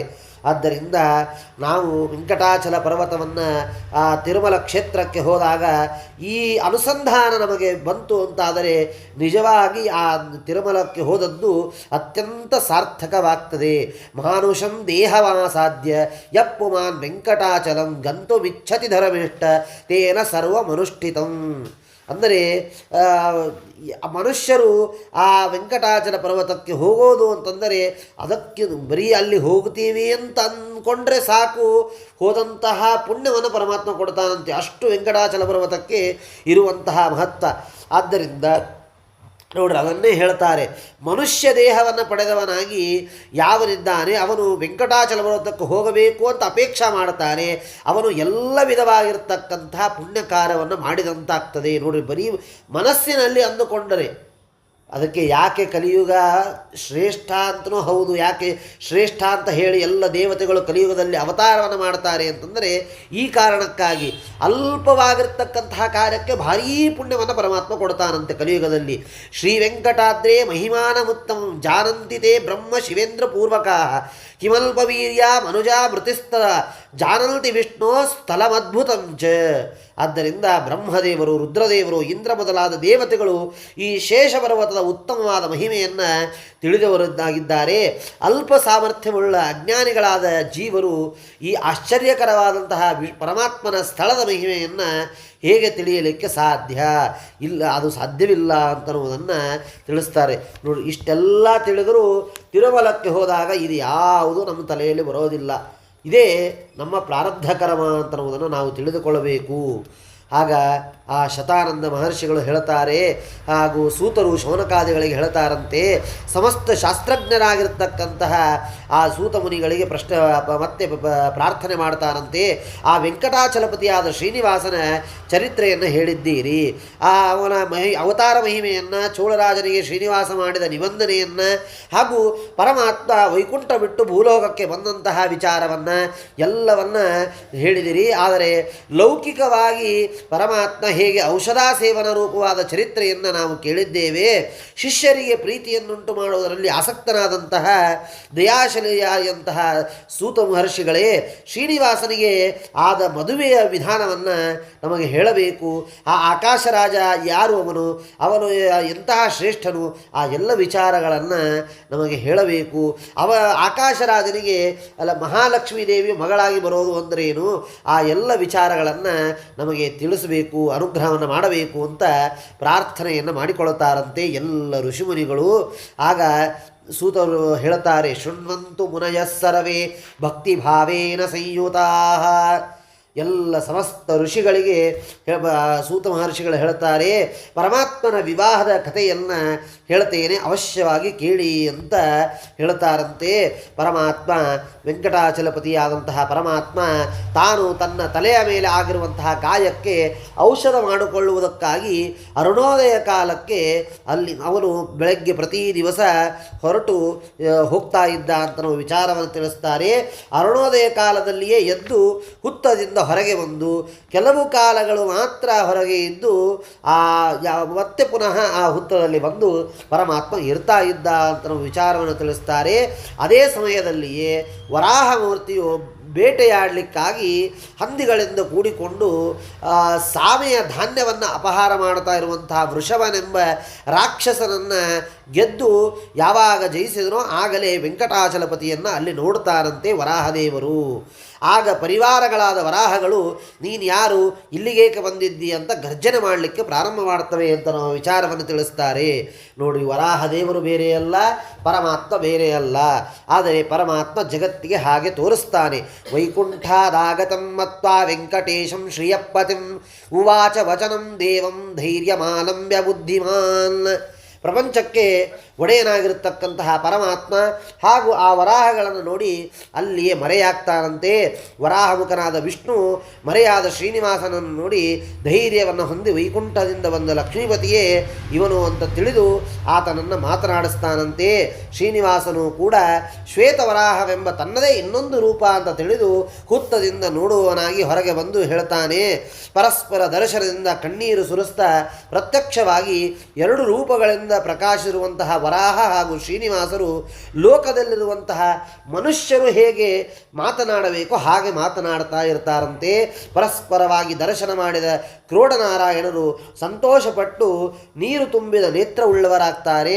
ನೋಡುವವರಿಗೆ ತಾವಿಬ್ಬರು ಬೇರೆ ಬೇರೆ ಅಂತ ತೋರಿದರೂ ಕೂಡ ಇದೆಲ್ಲ ಕೇವಲ ಜಗತ್ತಿನ ವಿಡಂಬನೆಗಾಗಿ ಮಾಡಿರತಕ್ಕಂಥದ್ದೇ ಹೊರತು ಎಂದಿಗೂ ಅಲ್ಲ. ಒಬ್ಬನೇ ಪರಮಾತ್ಮ, ಆ ಅವತಾರಗಳು ಬೇರೆ ಬೇರೆ ಅಂತನ್ನುವುದನ್ನು ಇಲ್ಲಿ ತಿಳಿಯಬೇಕು. ಹೀಗೆ ಆ ಶ್ರೀನಿವಾಸ ಹಾಗೂ ವರಾಹದೇವರು ಬ್ರಹ್ಮಾದಿ ಮಾಡುವಂತಹ ಈ ಮಾತುಗಳನ್ನು ನೋಡಿ ದೇವತೆಗಳೆಲ್ಲರೂ ಕೂಡಿ ಪುಷ್ಪವೃಷ್ಟಿಯನ್ನು ಮಾಡ್ತಾರೆ ಅಂತ ನಮ್ಮ ವಿಚಾರವನ್ನು ತಿಳಿಸ್ತಾರೆ. ಪರಮಾತ್ಮ ಯುಗಗಳಿಗೆ ಅನುಸಾರವಾಗಿ ಮತ್ತು ದೇಶಾನುಸಾರವಾಗಿ, ಕಾಲಾನುಸಾರವಾಗಿ, ವಯಸ್ಸಿನ ಅನುಸಾರವಾಗಿ ಅವತಾರವನ್ನು ಮಾಡುವವನಾಗಿ ಪ್ರಾಕೃತ ಮನುಷ್ಯರು ಹೇಗೆ ಇರಬೇಕು, ಹಾಗೆ ಪರಮಾತ್ಮ ಕಾರ್ಯವನ್ನು ಮಾಡ್ತಾ ಇರ್ತಾನೆ ಅಂತ ನಮ್ಮ ವಿಚಾರವನ್ನು ಹೇಳ್ತಾರೆ. ಶ್ರೀನಿವಾಸನ ಚರಿತ್ರೆಯನ್ನು ಹೀಗೆ ಹೇಳ್ತಾ ಶೇಷಾಚಲವನ್ನು ಲಕ್ಷ್ಮೀಪತಿಯಾದ ಸರ್ವೋತ್ತಮನಾದ ಪರಮಾತ್ಮನನ್ನು ಕೂಡ ಸ್ತೋತ್ರವನ್ನು ಮಾಡ್ತಾರೆ ಅಂತ ನಮ್ಮ ವಿಚಾರವನ್ನು ಹೇಳ್ತಾರೆ. ಹೀಗೆ ಪರಸ್ಪರ ಮಾತನಾಡುವಂತಹ ವರಾಹ ಮತ್ತು ಶ್ರೀನಿವಾಸ ರೂಪಿಗಳಾದ ಸಾಕ್ಷಾತ್ ನಾರಾಯಣ ಸ್ವರೂಪವನ್ನು ಪ್ರತ್ಯಕ್ಷವಾಗಿ ನೋಡಿ ಎಲ್ಲರೂ ಸ್ತೋತ್ರವನ್ನು ಮಾಡಿ ತಮ್ಮ ತಮ್ಮ ಸ್ಥಾನಗಳಿಗೆ ದೇವತೆಗಳೆಲ್ಲ ಹೊರಟು ಹೋಗ್ತಾರೆ. ಈ ಕಡೆಗೆ ಶ್ರೀನಿವಾಸನಿಗೆ ವರಾಹದೇವರು ಹೇಳ್ತಾರಂತೆ, ತ್ಯಕ್ವಾ ವೈಕುಂಠಲೋಕಂತೂ ಕಿಮರ್ಥಂ ತ್ವಮಿಹಾಗತ. ವೈಕುಂಠವನ್ನು ಬಿಟ್ಟು ಇಲ್ಲಿಗೆ ಬರಲು ಕಾರಣ ಏನಿದೆ, ನೀನ್ಯಾಕೆ ಇಲ್ಲಿ ಬಂದದ್ದು ಅಂತ ವರಾಹದೇವರು ಶ್ರೀನಿವಾಸನನ್ನು ಕುರಿತು ಕೇಳಿದಾಗ ಆಗ ಶ್ರೀನಿವಾಸ ಹೇಳ್ತಾನೆ, ಭೃಗು ಋಷಿಗಳು ಕಾಲಿನಿಂದ ನನ್ನ ವಕ್ಷಸ್ಥಳವನ್ನು ಒದ್ದದ್ದರಿಂದ ಅಲ್ಲಿ ವಾಸವಾಗಿರುವಂತಹ ಲಕ್ಷ್ಮೀದೇವಿ ಅವಳು ಕೊಲ್ಲಾಪುರಕ್ಕೆ ಹೊರಟು ಹೋದಳು. ಆ ದುಃಖದಿಂದ ಅವಳನ್ನು ಹುಡುಕ್ತಾ ನಾನು ಇಲ್ಲಿಗೆ ಬಂದೆ. ಆದರೆ ಇಲ್ಲಿವರೆಗೂ ಅವಳು ನನಗೆ ಸಿಕ್ಕಿಲ್ಲ. ಆದ್ದರಿಂದ ಭೂಮಿಪತಿಯಾದ ವರಾಹ, ನಿನ್ನ ವಾಸಸ್ಥಳಕ್ಕಿಂತ ದಕ್ಷಿಣದಲ್ಲಿ ಇರುವ ಹುತ್ತದೊಳಗೆ ನಾನು ವಾಸವಾಗಿದ್ದೇನೆ. ನನ್ನನ್ನು ಚೋಳರಾಜನ ಹಸುಗಳನ್ನು ಕಾಯುವ ಧೇನುಪಾಲ ಹರಿತವಾದ ಕೊಡಲಿಯಿಂದ ನನ್ನ ತಲೆಗೆ ಹೊಡೆದಿದ್ದಾನೆ. ಆ ಗಾಯವು ನನ್ನನ್ನು ಬಾಧಿಸ್ತಾ ಇದೆ. ಔಷಧಕ್ಕಾಗಿ ಈ ಬೆಟ್ಟದಲ್ಲಿ ನಿತ್ಯವೂ ಸಂಚಾರವನ್ನು ಮಾಡ್ತಾ ಇದ್ದೇನೆ. ಹೀಗೆ ಹೇಳಿದಾಗ ಪರ್ವತದಲ್ಲಿ ದೈವಯೋಗದಿಂದ ನಿನ್ನನ್ನು ನೋಡಿದೆ, ನನಗೆ ಇಲ್ಲಿಯೇ ಇರಬೇಕು ಅಂತನ್ನುವ ಅಪೇಕ್ಷೆ ಇದೆ. ಆದ್ದರಿಂದ ಕಲಿಯುಗವು ಎಲ್ಲಿಯವರೆಗೆ ಇರುವುದೋ ಅದುವರೆಗೆ ನನಗೆ ವಾಸವಾಗಿರುವುದಕ್ಕೆ ಒಂದು ಸ್ಥಳವನ್ನು ನೀನು ಕೊಡಬೇಕು ಅಂತ ಅಲ್ಲಿ ಪರಮಾತ್ಮ ವರಾಹದೇವರಿಗೆ ಹೇಳ್ತಾರಂತೆ. ಸ್ಥಳಂ ದೇಹ್ಯವನೀಕಾಂತ ಯಾವತ್ ಕಲಿಯುಗಂ ಭವೇತ್. ನೋಡ್ರಿ, ಅಂದರೆ ಸ್ಥಳ ಕೊಡಲು ತೊಂದರೆ ಇಲ್ಲ, ಆದರೆ ಇಲ್ಲಿ ಹೇಳ್ತಾರೆ ಸ್ಥಳಂ ದೇಹಿ ಅವನೀಕಾಂತ, ಒಂದೇ ಕಡೆ ಇಬ್ಬರು ಇರೋದು ಅಂತನ್ನುವುದು ಕಷ್ಟ. ಯಾಕೆಂದರೆ ನಾನು ಕಾಡು ಪ್ರಾಣಿ, ನೀನು ಬೇಟೆಗಾರ, ನಾನು ಸ್ತಬ್ಧ, ನೀನಾದರೂ ಬೆರಳು ತೋರಿಸಿದರೆ ಹಸ್ತವನ್ನೇ ನುಂಗುವಂತಹ ಚತುರಮತಿ. ಆದ್ದರಿಂದ ನಾವಿಬ್ಬರೂ ಒಂದೇ ಕಡೆ ಇರಲಿಕ್ಕೆ ಸಾಧ್ಯವಿಲ್ಲ. ಇದಕ್ಕೆ ಪರಿಹಾರ ಏನು ಅಂತ ಹೇಳಿದಾಗ ಶ್ರೀನಿವಾಸ ವರಾಹ ಕುರಿತು ಹೇಳ್ತಾನಂತೆ, ಮನುಷ್ಯ ಜೀವನ ಮಾಡಲಿಕ್ಕೆ ಅಪೇಕ್ಷಿಸಿದರೆ ನ್ಯಾಯಯುತವಾದಂತಹ ಜೀವನವನ್ನು ನಡೆಸಬೇಕೇ ಹೊರತು ಅನ್ಯಾಯವಾದ ಮಾರ್ಗವನ್ನು ಎಂದಿಗೂ ಅವಲಂಬನೆ ಮಾಡಬಾರದು. ಆದ್ದರಿಂದ ನಾನು ನ್ಯಾಯಯುತವಾದಂತಹ ಜೀವನವನ್ನು ನಡೆಸ್ತೇನೆ, ನನ್ನಿಂದ ನಿನಗೆ ಯಾವ ತೊಂದರೆ ಆಗುವುದಿಲ್ಲ ಅಂತ ಶ್ರೀನಿವಾಸ ವರಾಹದೇವರಿಗೆ ಮಾತನ್ನು ಕೊಡ್ತಾನಂತೆ. ಮಾತನ್ನು ಕೊಟ್ಟು ಹೇಳ್ತಾನೆ, ನಿನಗೆ ದಾನವನ್ನು ಕೊಡು ಅಂತ ಕೇಳುವೆ, ಅಥವಾ ನಾನು ಬ್ರಾಹ್ಮಣ, ನೀನು ಕ್ಷತ್ರಿಯ, ನನಗೆ ನೀನು ದಾನ ಪಾತ್ರನಲ್ಲ. ಕ್ರಯಕ್ಕೆ ಕೊಂಡುಕೋ ಅಂದರೆ ದುಡ್ಡಿಲ್ಲದೆ ನೀನು ಬಂದಿದ್ದಿ. ಆದ್ದರಿಂದ ಈ ಭೂಮಿಯನ್ನು ನಾನು ಕೊಡಬೇಕು ಅಂದರೆ ಯಾವ ಮಾರ್ಗದಿಂದ ನೀನು ಕೊಡಬೇಕು, ನೀನೇ ವಿಚಾರವನ್ನು ಮಾಡುವಂತ ವರಾಹದೇವರು ಹೇಳಿದಾಗ ಆಗ ಪರಮಾತ್ಮ ಹೇಳ್ತಾನೆ, ಪ್ರಥಮಂ ದರ್ಶನಂ ಚ ಸ್ಯಾತ್ ನೈವೇದ್ಯಂ ಕ್ಷೀರಸೇಚನಂ ಇದಮೇವ ವರಂ ದ್ರವ್ಯಂ ದದಾಮಿ ಕರುಣಾನಿಧೇ. ನನಗೆ ನಿನಗೆ ಕೊಡಲಿಕ್ಕಾಗಿ ನನಗೇನೂ ಇಲ್ಲ. ಆದರೆ ಏನೂ ಕೊಡದೆ ಈಗ ನೀನು ನನಗೆ ಸ್ಥಳವನ್ನು ಕೊಡೋದಿಲ್ಲ. ಆದ್ದರಿಂದ ಈ ಸ್ಥಳಕ್ಕಾಗಿ ನಾನು ನಿನಗೆ ಒಂದು ಮಾತನ್ನು ಕೊಡುತ್ತೇನೆ. ಏನು ಅಂತಂದರೆ, ನನ್ನ ದರ್ಶನಕ್ಕೆ ಮುಂದೆ ಜೀವರು ಬರುತ್ತಾರೆ. ಆಗ ಅವರು ಬಂದಾಗ ಮೊದಲು ನಿನ್ನ ದರ್ಶನ, ನಿನಗೆ ಅವರು ದರ್ಶನವನ್ನು ಮಾಡಿಕೊಳ್ಳಬೇಕು. ಹಾಗೂ ಮೊದಲು ನಿನಗೆ ನೈವೇದ್ಯಾದಿಗಳು ಸಮರ್ಪಣೆಯಾಗಬೇಕು, ಮೊದಲು ನಿನಗೆ ಅಭಿಷೇಕಾದಿಗಳಾಗಬೇಕು. ಅದಾದ ಮೇಲೆ ನನಗೆ ಇದೇ ನಾನು ನಿನಗೆ ಕೊಡುವಂತಹ ಮೌಲ್ಯ ಅಂತನ್ನುವ ವಿಚಾರವನ್ನು ಇಲ್ಲಿ ಶ್ರೀನಿವಾಸ ದೇವರು ವರಾಹದೇವರಿಗೆ ಹೇಳ್ತಾರಂತೆ. ಹೇಳಿ, ಇದೇ ನಿನಗೆ ಯೋಗ್ಯವಾದ ಮೌಲ್ಯ, ಇದನ್ನೇ ತಿಳಿದು ನನಗೆ ಏನು ಅನುಗ್ರಹಿಸು ಅಂತ ಆ ವರಾಹದೇವರಿಗೆ ಶ್ರೀನಿವಾಸ ಹೇಳ್ತಾರೆ ಅಂತ ನಾವು ವಿಚಾರವನ್ನು ತಿಳಿಸ್ತಾರೆ. ತಿರುಮಲದಲ್ಲಿರುವಂತಹ ಸ್ವಾಮಿ ಪುಷ್ಕರಣಿ ತೀರದಲ್ಲಿರುವಂತಹ ಈ ವರಾಹದೇವರ ದೇವಸ್ಥಾನ ಇದೆ. ಇದು ಬ್ರಹ್ಮದೇವರು ಪ್ರತಿಷ್ಠಾಪನೆ ಮಾಡಿದಂತಹದ್ದು ಅಂತನ್ನುವ ವಿಚಾರವನ್ನು ಹೇಳುತ್ತಾರೆ. ಲೋಕಕಂಟಕನಾದಂತಹ ಹಿರಣ್ಯಾಕ್ಷನನ್ನು ಈ ವರಾಹದೇವರು ಸಂಹಾರ ಮಾಡಿ ಭೂಮಿಯ ಮೇಲೆ ತೆಗೆದುಕೊಂಡು ಬರುತ್ತಾರೆ. ಆಗ ಬ್ರಹ್ಮದೇವರು ಈ ರೂಪವನ್ನೇ ಲೋಕರಕ್ಷಣೆಗಾಗಿ ಸ್ವಾಮಿ ಪುಷ್ಕರಣಿಯ ವಾಯುವ್ಯ ಮೂಲೆಯಲ್ಲಿ ಜಲಾದಿವಾಸ ಮಾಡಿದ ನಂತರ ಅಲ್ಲಿ ಪ್ರತಿಷ್ಠಾಪನೆ ಮಾಡುತ್ತಾರೆ ಅಂತನ್ನುವ ವಿಚಾರವನ್ನು ಕೂಡ ತಿಳಿಸ್ತಾರೆ. ಇದು ವರಾಹ ತೀರ್ಥ ಅಂತ ಕರೆಸಿಕೊಳ್ಳುತ್ತದೆ ಅಂತನ್ನುವ ವಿಚಾರವನ್ನು ಕೂಡ ಹೇಳುತ್ತಾರೆ. ಅಷ್ಟು ಉತ್ತಮವಾಗಿರುವಂತಹದ್ದು.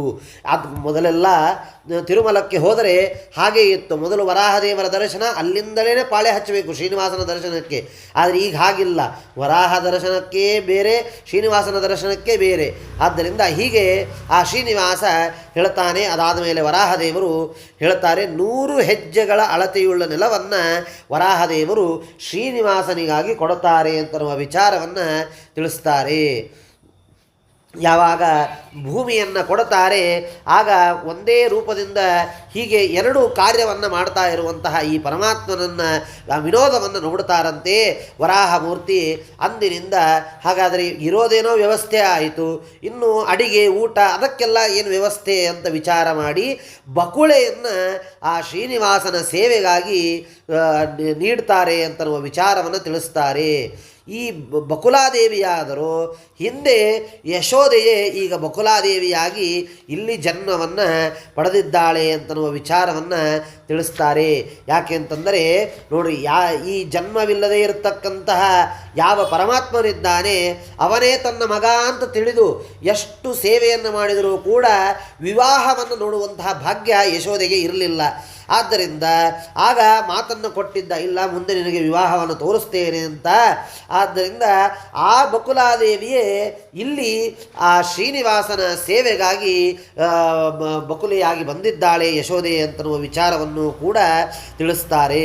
ಹೀಗೆ ಆ ಅಂದಿನಿಂದ ಪ್ರತಿ ದಿವಸ ವರಾಹದೇವರು ಆ ಬಕುಲಮಾಲೆಯ ಮೂಲಕ ರುಚಿ ರುಚಿಯಾದ ಅನ್ನಾದಿಗಳನ್ನು ಶ್ರೀನಿವಾಸನಿಗಾಗಿ ಕಳುಹಿಸುವಂತಹ ವ್ಯವಸ್ಥೆಯನ್ನು ಮಾಡ್ತಾರಂತೆ. ಅವಳಾದರೂ ಶ್ರೀನಿವಾಸನ ವಿಶೇಷವಾದ ಭಕ್ತಿಯಿಂದ ಕೂಡಿದವಳಾಗಿ ಮತ್ತು ಅನ್ನಾದಿ ಎಲ್ಲ ವಿಧವಾದ ಪದಾರ್ಥಗಳನ್ನು ಕ್ಷೀರಾದಿ ಪಾನೀಯಗಳನ್ನು ಮಾಡಿ ತಂದು ಆ ಪರಮಾತ್ಮನ ಸೇವೆಯನ್ನು ಮಾಡ್ತಾ ಇದ್ಲಂತೆ. ಗಾಯಕ್ಕೆ ಔಷಧಿಯನ್ನು ಹಚ್ಚೋದು, ಅವನು ಮಲಗಿದಾಗ ಅವನ ಕಾಲನ್ನು ಒತ್ತುವುದು, ಗಾಳಿ ಬೀಸುವುದು, ಎಲ್ಲ ವಿಧವಾದ ಕಾರ್ಯಗಳನ್ನು ಕೂಡ ಅವಳು ಮಾಡ್ತಾಳೆ ಅಂತನ್ನುವ ವಿಚಾರವನ್ನು ತಿಳಿಸ್ತಾರೆ. ಆಗ ಸೂತರು ಹೇಳ್ತಾರೆ, ವರಾಹದೇವರ ಪ್ರಥಮ ದರ್ಶನ ಫಲವನ್ನು ನಾವು ಕೇಳಿ ಕೃತಾರ್ಥರಾಗಿದ್ದೇವೆ. ಆಗ ಸೇವಕಳಾಗಿರ್ತಕ್ಕಂತಹ ಆ ಬಕುಳೆಯ ಪೂರ್ವದಲ್ಲಿ ಯಾರು ಅದನ್ನು ನಮಗೆ ಹೇಳಬೇಕು ಅಂತ ಹೇಳಿದಾಗ ಇಲ್ಲಿ ಹೇಳ್ತಾರೆ, ಪೂರ್ವದಲ್ಲಿ ಈ ಬಕುಲಾದೇವಿ ಶ್ರೀಕೃಷ್ಣ ಪರಮಾತ್ಮನ ಸಾಕು ತಾಯಿಯಾಗಿರ್ತಕ್ಕಂಥವಳು. ಆ ಯಶೋದೆಯೇ ಈ ಬಕುಲಾದೇವಿಯಾಗಿ ಬಂದಿದ್ದಾಳೆ. ಅಪರಿಮಿತವಾದ ಅವತಾರ ರೂಪಗಳುಳ್ಳಂತಹ ಆ ಮಗನಾದ ಕೃಷ್ಣನ ಪುಣ್ಯಪ್ರದವಾದಂತಹ ವಿವಾಹವನ್ನು ನೋಡಬೇಕು ಅಂತನ್ನುವುದಕ್ಕಾಗಿ ಇಲ್ಲಿ ಬಕುಲಾದೇವಿಯಾಗಿ ಬಂದಿದ್ದಾಳೆ. 16,108 ಪರಮಾತ್ಮ ವಿವಾಹವನ್ನವಾದರೂ ಕೂಡ ಯಾವ ವಿವಾಹವನ್ನು ಆ ಯಶೋದೆಯು ನೋಡಲಿಲ್ಲ. ಅವನು ಅಲ್ಲಿ ಮಾತನ್ನು ಕೊಟ್ಟಿದ್ದ, ನಿನಗೆ ನಾನು ವಿವಾಹವನ್ನು ತೋರಿಸ್ತೇನೆ, ನಿನ್ನಿಂದಲೇ ವಿವಾಹವನ್ನು ಮಾಡಿಸಿಕೊಳ್ಳುತ್ತೇನೆ ಅಂತನ್ನುವುದಕ್ಕಾಗಿ ಆ ನಿಮಿತ್ತದಿಂದಾಗಿ ಇಲ್ಲಿ ಆ ಯಶೋದೆ ಬಕುಲಾದೇವಿಯಾಗಿ ಬಂದಿದ್ದಾಳೆ ಅಂತನ್ನುವುದನ್ನು ಇಲ್ಲಿ ತಿಳಿಸ್ತಾರೆ. ಪರಮಾತ್ಮ ನಿನ್ನಿಷ್ಟವನ್ನು ಕೆಲವು ಕಾಲ ಆದ ಮೇಲೆ ನಾನು ಪೂರ್ತಿ ಮಾಡ್ತೇನೆ ಅಂತ ಹಿಂದೆ ಏನು ಹೇಳಿದ್ದ ಅದನ್ನೇ ಇಲ್ಲಿ ಪರಮಾತ್ಮ ಅದನ್ನು ಪೂರ್ತಿ ಮಾಡ್ತಾ ಇದ್ದಾನೆ ಅಂತನ್ನುವ ವಿಚಾರವನ್ನು ಕೂಡ ತಿಳಿಸ್ತಾರೆ. ನಂದ ಪತ್ನಿಯಾದಂತಹ ಯಶೋದೆಯು ಈ ವರವನ್ನು ಪಡೆದ ಮೇಲೆ ಅವಳು ಮರಣ ಹೊಂದಿರುತ್ತಾಳೆ ಅಂತನ್ನುವ ವಿಚಾರವನ್ನು ಕೂಡ ತಿಳಿಸ್ತಾರೆ. 28ನೆಯ ಕಲಿಯುಗದಲ್ಲಿ ಆಕೆಗೆ ಆನಂದಕರವಾಗಿರತಕ್ಕಂತಹ ಮತ್ತು ತನ್ನ ಅವತಾರದ ಗುಣಕರ್ಮಗಳಿಂದ ಸಂತೋಷವನ್ನು ಉಂಟು ಮಾಡುವಂತಹ ಪರಮಾತ್ಮ ವೆಂಕಟಾಚಲದಲ್ಲಿ ಇದ್ದಾನೆ. ಈ ಎಲ್ಲ ವಿಚಾರಗಳನ್ನು ತಿಳಿದು ಅವಳು ಅಲ್ಲಿಗೆ ಬರ್ತಾ, ಹೇಗೆ ಪರಮಾತ್ಮ ಆ ಲಕ್ಷ್ಮೀದೇವಿಯನ್ನು ಹುಡುಕ್ತಾ ಹೇಗೆ ವೆಂಕಟಾಚಲ ಪರ್ವತಕ್ಕೆ ಬರುತ್ತಾನೋ ಹಾಗೆ ಬಕುಲಾದೇವಿಯು ಕೂಡ ಆ ಶ್ರೀನಿವಾಸನ ಸೇವೆಗಾಗಿ ಅವಳು ಅಲ್ಲಿಗೆ ಬರ್ತಾಳೆ ಅಂತನ್ನುವ ವಿಚಾರವನ್ನು ಇಲ್ಲಿ ತಿಳಿಸ್ತಾರೆ. ಭಕ್ತರಿಗೆ ಕ್ಷೇಮವಾಗುವುದಕ್ಕಾಗಿಯೂ ವಿರಕ್ತರಾದವರಿಗೆ ಮೋಕ್ಷವನ್ನು ಕೊಡುವುದಕ್ಕಾಗಿಯೂ ಪರಮಾತ್ಮ ಮನುಷ್ಯರ ಆಕಾರವುಳ್ಳವನಾಗಿ ಹೀಗೆ ಜಗತ್ತಿಗೆ ತನ್ನ ಕಾರ್ಯವನ್ನು ತೋರಿಸ್ತಾನೆ. ಪರಮಾತ್ಮ ಆ ವೆಂಕಟಾಚಲ ಪರ್ವತದಲ್ಲಿ ವಿಹಾರವನ್ನು ಮಾಡ್ತಾ ಇರುತ್ತಾನೆ. ತನ್ನ ಇಚ್ಛೆಯಂತೆ ರೂಪವನ್ನು ತಾಳಿದಂತಹ ಶ್ರೀನಿವಾಸ ಆ ವೆಂಕಟಾಚಲದಲ್ಲಿ ಬ್ರಹ್ಮಾದಿ ದೇವತೆಗಳಿಗೂ ಮಾಡಲಾಗದಂತಹ ಕೆಲಸವನ್ನು ಅತ್ಯಂತ ಸ್ವೇಚ್ಛಾನುಸಾರವಾಗಿ ಮಾಡ್ತಾ ಇರುತ್ತಾನೆ. ಯಶೋದೆಯು ಬಕುಲೆಯಾಗಿ ಅಲ್ಲಿ ಬಂದು ಸೇವೆಯನ್ನು ಮಾಡ್ತಾ ಇರುತ್ತಾಳೆ. ವೈಕುಂಠದಲ್ಲಿ ವಾಸ ಮಾಡುವ ಪರಮಾತ್ಮನಿಗೆ ಆ ಬಕುಳೆಯು ವಿವಾಹವನ್ನು ಮಾಡಿಸ್ತಾಳೆ ಅಂತನ್ನುವ ಈ ಎಲ್ಲ ವಿಚಾರವನ್ನು ನೋಡಿ ಎಲ್ಲರೂ ಅತ್ಯಂತ ಸಂತೋಷವನ್ನು ಪಡ್ತಾರಂತೆ. ಇತ್ಯೇವಂ ಕಾರಣಾದೇವ ಯಶೋದಾ ಬಕುಲಾಭವತ್. ಈ ಯಶೋದೆ ಹಿಂದೆ ದ್ರೋಣನಾಮಕ ವಸುವಿನ ಪತ್ನಿಯಾದಂತಹ ಧರಾದೇವಿ ಇವಳು ತೀರ್ಥಕ್ಷೇತ್ರಗಳಲ್ಲಿ ಭೂಮಿಗೆ ಅಭಿಮಾನಿಯಾಗಿದ್ದು ಅಲ್ಲಿರುವಂತಹ ಪರಮಾತ್ಮನಿಗೆ ಪಾಕ ತಯಾರಿಸುವ ದೇವತೆಯೂ ಹೌದು ಅಂಥೇಳಿಯೇ ನೋಡ್ರಿ, ಎಲ್ಲಿ ಅವಳು ಮೂಲ ರೂಪದಲ್ಲಿಯೂ ಅಡಿಗೆಯನ್ನು ಮಾಡುವಂಥವಳೇ, ಇಲ್ಲಿಯೂ ಕೂಡ ಆ ಪರಮಾತ್ಮನಿಗೆ ಅಡಿಗೆಯನ್ನು ಮಾಡುವುದಕ್ಕಾಗಿ ಅವಳು ಬಂದಿದ್ದಾಳೆ. ಅಂದರೆ ಪರಮಾತ್ಮ ಯಾವುದೋ ಒಂದು ಕಾರ್ಯವನ್ನು ಮಾಡ್ತಾನೆ ಅಂದರೆ ಅದಕ್ಕೆ ಹಿಂದೆ ಒಂದು ಕಾರಣ ಇರುತ್ತದೆ. ಕಾರಣ ಇಲ್ಲದೇನೆ ಯಾವ ಕಾರ್ಯವನ್ನು ಪರಮಾತ್ಮ ಮಾಡೋದಿಲ್ಲ. ಹಾಗೆ ಅವಳು ಹಿಂದೆಯೂ ಅಡಿಗೆ ಮಾಡುವಂತಹ ಸೇವೆ ಮಾಡುವ ಕೆಲಸವನ್ನೇ ಮಾಡ್ತಾ ಇದ್ಲು ಮೂಲ ರೂಪದಲ್ಲಿ. ಆದ್ದರಿಂದ ಈಗಲೂ ಕೂಡ ಅವಳಿಗೆ ಅದೇ ಕಾರ್ಯವನ್ನು ಪರಮಾತ್ಮ ಇಲ್ಲಿ ಕೊಟ್ಟಿದ್ದಾನೆ ಅಂತ ಅನ್ನೋದನ್ನು ತಿಳಿಸ್ತಾರೆ. ಅಂತಹ ಭಕ್ತಿಗೆ ಮೆಚ್ಚಿ ತನ್ನ ಸೇವೆಯನ್ನು ನೀಡಿ ಪರಮಾತ್ಮ ಆ ಪುಣ್ಯವನ್ನು ಪೂರ್ತಿ ಮಾಡಿಸ್ತಾನೆ ಅಂತನ್ನುವ ವಿಚಾರವನ್ನು ಇಲ್ಲಿ ತಿಳಿಸ್ತಾರೆ. ವಸುದೇವ ಅಂದರೆ ಪರಮಾತ್ಮ ಇವನು ಸಂತುಷ್ಟನಾದರೆ ಜ್ಞಾನ ವಿಜ್ಞಾನ ಸಂಪತ್ತು ಯಾವುದು ಸಿಗೋದರಲ್ಲಿ ಯಾವ ಸಂಶಯಗಳಿಲ್ಲ. ಆದ್ದರಿಂದ ಪರಮಾತ್ಮನೊಬ್ಬನನ್ನು ನಾವು ಪೂಜೆ ಮಾಡ್ತಾ ಪರಮಾತ್ಮನ ಮೇಲೆ ವಿಶೇಷವಾದ ಭಕ್ತಿಯನ್ನು ಹೊಂದಿದರೆ ಸಾಕು, ಪರಮಾತ್ಮ ಅನುಗ್ರಹವನ್ನು ಮಾಡ್ತಾನೆ ಅಂತನ್ನುವುದರಲ್ಲಿ ಯಾವ ಸಂದೇಹ ಇಲ್ಲ. ಹನುಮಂತನಿಂದ ಪೂಜಿಸಲ್ಪಟ್ಟವನಾದರೂ ತಾನು ಅರ್ಜುನನನ್ನು ಪೂಜೆ ಮಾಡುವಂತಹವನು ಪರಮಾತ್ಮ. ಜನರನ್ನೇ ಪರಿಶುದ್ಧ ಮಾಡುವಂತಹ ಪರಮಾತ್ಮ ಯಾವ ಕ್ರೀಡೆಯನ್ನು ಕೂಡ ಅನಾಯಾಸವಾಗಿ ಮಾಡುತ್ತಾನೆ. ಪರಮಾತ್ಮ ಅನಾದಿ ನಿತ್ಯನಾಗಿರತಕ್ಕಂತಹ ಪರಮಾತ್ಮ ಹೇಗೆ ಪ್ರಾಕೃತ ಸಂಬಂಧ ರಹಿತನಾಗಿದ್ದರೂ ಕೂಡ ನಿತ್ಯ ಮುಕ್ತನಾದಂತಹ ಪರಮಾತ್ಮ ಇಲ್ಲಿ ಅವನು ಪ್ರಾಕೃತರಂತೆ ಅವನು ಜೀವನವನ್ನು ನಡೆಸ್ತಾ ಇದ್ದ ಅಂತನ್ನುವ ವಿಚಾರವನ್ನು ಇಲ್ಲಿ ತಿಳಿಸ್ತಾರೆ. ಆದ್ದರಿಂದ ನಿಜವಾದ ಸ್ಥಿತಿಯನ್ನು ತಿಳಿದವರಾದಂತಹ ಋಷಿಗಳು ದೇವತೆಗಳು ಪಿತೃಗಳಿಂದಲೂ ರಾಜರಿಂದಲೂ ಬ್ರಾಹ್ಮಣರಿಂದಲೂ ವೈಶ್ಯ ಶೂದ್ರಗಳಿಂದಲೂ ರಾಕ್ಷಸರಿಂದಲೂ ಅಷ್ಟಲ್ಲದೇನೆ ಮೂಢರಿಂದಲೂ ಕೂಡ ಯಜ್ಞಾದಿಗಳಿಂದ ಪೂಜಾರ್ಹನಾಗಿದ್ದಾನೆ ಪರಮಾತ್ಮ. ಆದ್ದರಿಂದ ಪರಮಾತ್ಮ ತನ್ನ ರೂಪ ಜಗತ್ತನ್ನೇ ಮರಳುಗೊಳಿಸುವಂತಹ ಪರಮಾತ್ಮ, ಅಷ್ಟು ಸೌಂದರ್ಯವನ್ನು ಹೊಂದಿರತಕ್ಕಂಥವನು. ಲೀಲೆಗಾಗಿ ಈ ರೂಪವನ್ನು ಪರಮಾತ್ಮ ತಾಳಿದ್ದಾನೆ. ಆದ್ದರಿಂದ ದೇವತೆಗಳು ಸಹ ಇಂತಹ ರೂಪವನ್ನು ಧಾರಣೆ ಮಾಡಲಿಕ್ಕೆ ಸಾಧ್ಯ ಇಲ್ಲ. ಅಂತಹ ರೂಪವನ್ನು ಪರಮಾತ್ಮ ಇಲ್ಲಿ ಧಾರಣೆಯನ್ನು ಮಾಡಿದ್ದಾನೆ ಅಂತನ್ನುವ ವಿಚಾರವನ್ನು ತಿಳಿಸ್ತಾ, ಕ್ಷೇತ್ರಸ್ಯ ಮಹಿಮಾ ದಿವ್ಯ ತತ್ತೀರ್ಥಸ್ಯ ಚ ವೈಭವ ತತ್ರ ಸಾಕ್ಷಾತ್ ರಮಾಕಾಂತ ಕಿಂ ತತ್ರ ಸುಕೃತಂ ಫಲಂ. ಕ್ಷೇತ್ರದ ಫಲ ಬ್ರಹ್ಮಾಂಡ ಪುರಾಣದ ಮಾತನ್ನು ತಿಳಿಸಿ ಹೇಳ್ತಾರೆ. ಈ ಪರ್ವತದಲ್ಲಿ ಧರಾದೇವಿಯ ಜೊತೆ ಇರುವಂತಹ ವರಾಹದೇವರು ಆ ವರಾಹ ಕ್ಷೇತ್ರ ಅಂತ ಕರೀತಾರೆ.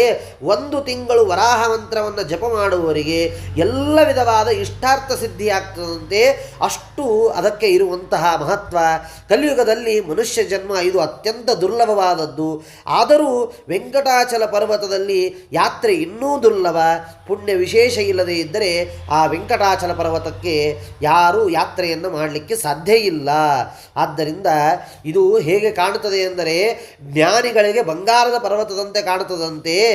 ಅದಕ್ಕೆ ಕನಕಾದ್ರಿ ಅಂತ ಕರೀತಾರೆ. ನಾರಾಯಣನೆಂಬ ಬ್ರಾಹ್ಮಣ ತಪಸ್ಸು ಮಾಡಿದ್ದರಿಂದ ತನ್ನ ಹೆಸರು ಬರಬೇಕೆಂದು ವರವನ್ನು ಬೇಡಿದ್ದರಿಂದ ನಾರಾಯಣಾದ್ರಿ ಅಂತ ಕರೀತಾರಂತೆ. ವೈಕುಂಠದಿಂದ ಗರುಡನ ಮೂಲಕ ಇದನ್ನು ತರಿಸಿದ್ದರಿಂದ ಇದಕ್ಕೆ ವೈಕುಂಠಾದ್ರಿ ಅಂತ ಕರೀತಾರೆ ಮತ್ತು ಗರುಡಾದ್ರಿ ಅಂತ ಕೂಡ ಇದನ್ನು ಕರೀತಾರೆ ಅಂತ ನಾವು ವಿಚಾರವನ್ನು ಇಲ್ಲಿ ತಿಳಿಸ್ತಾರೆ. ಅಷ್ಟು ಶ್ರೇಷ್ಠವಾಗಿರುವಂತಹದ್ದು ಈ ಪರ್ವತ ಅಂತನ್ನುವ ವಿಚಾರವನ್ನು ಹೇಳ್ತಾರೆ. ವರಾಹ ಕ್ಷೇತ್ರದ ಮಹಿಮೆ ಶ್ರೇಷ್ಠವಾದದ್ದು. ಸ್ವಾಮಿ ಪುಷ್ಕರಣಿ ತೀರ್ಥದ ವೈಭವವು ಅತ್ಯುತ್ತಮವಾದದ್ದು. ಪರಮಾತ್ಮ ಇಲ್ಲಿ ವಾಸ ಮಾಡಿದ್ದಾನೆ ಅಂದಮೇಲೆ ಅದನ್ನು ಏನು ಹೇಳಲಿಕ್ಕೂ ಸಾಧ್ಯ ಇಲ್ಲ. ಅಷ್ಟು ಪುಣ್ಯಪ್ರದವಾಗಿರುವಂಥ ಕ್ಷೇತ್ರ.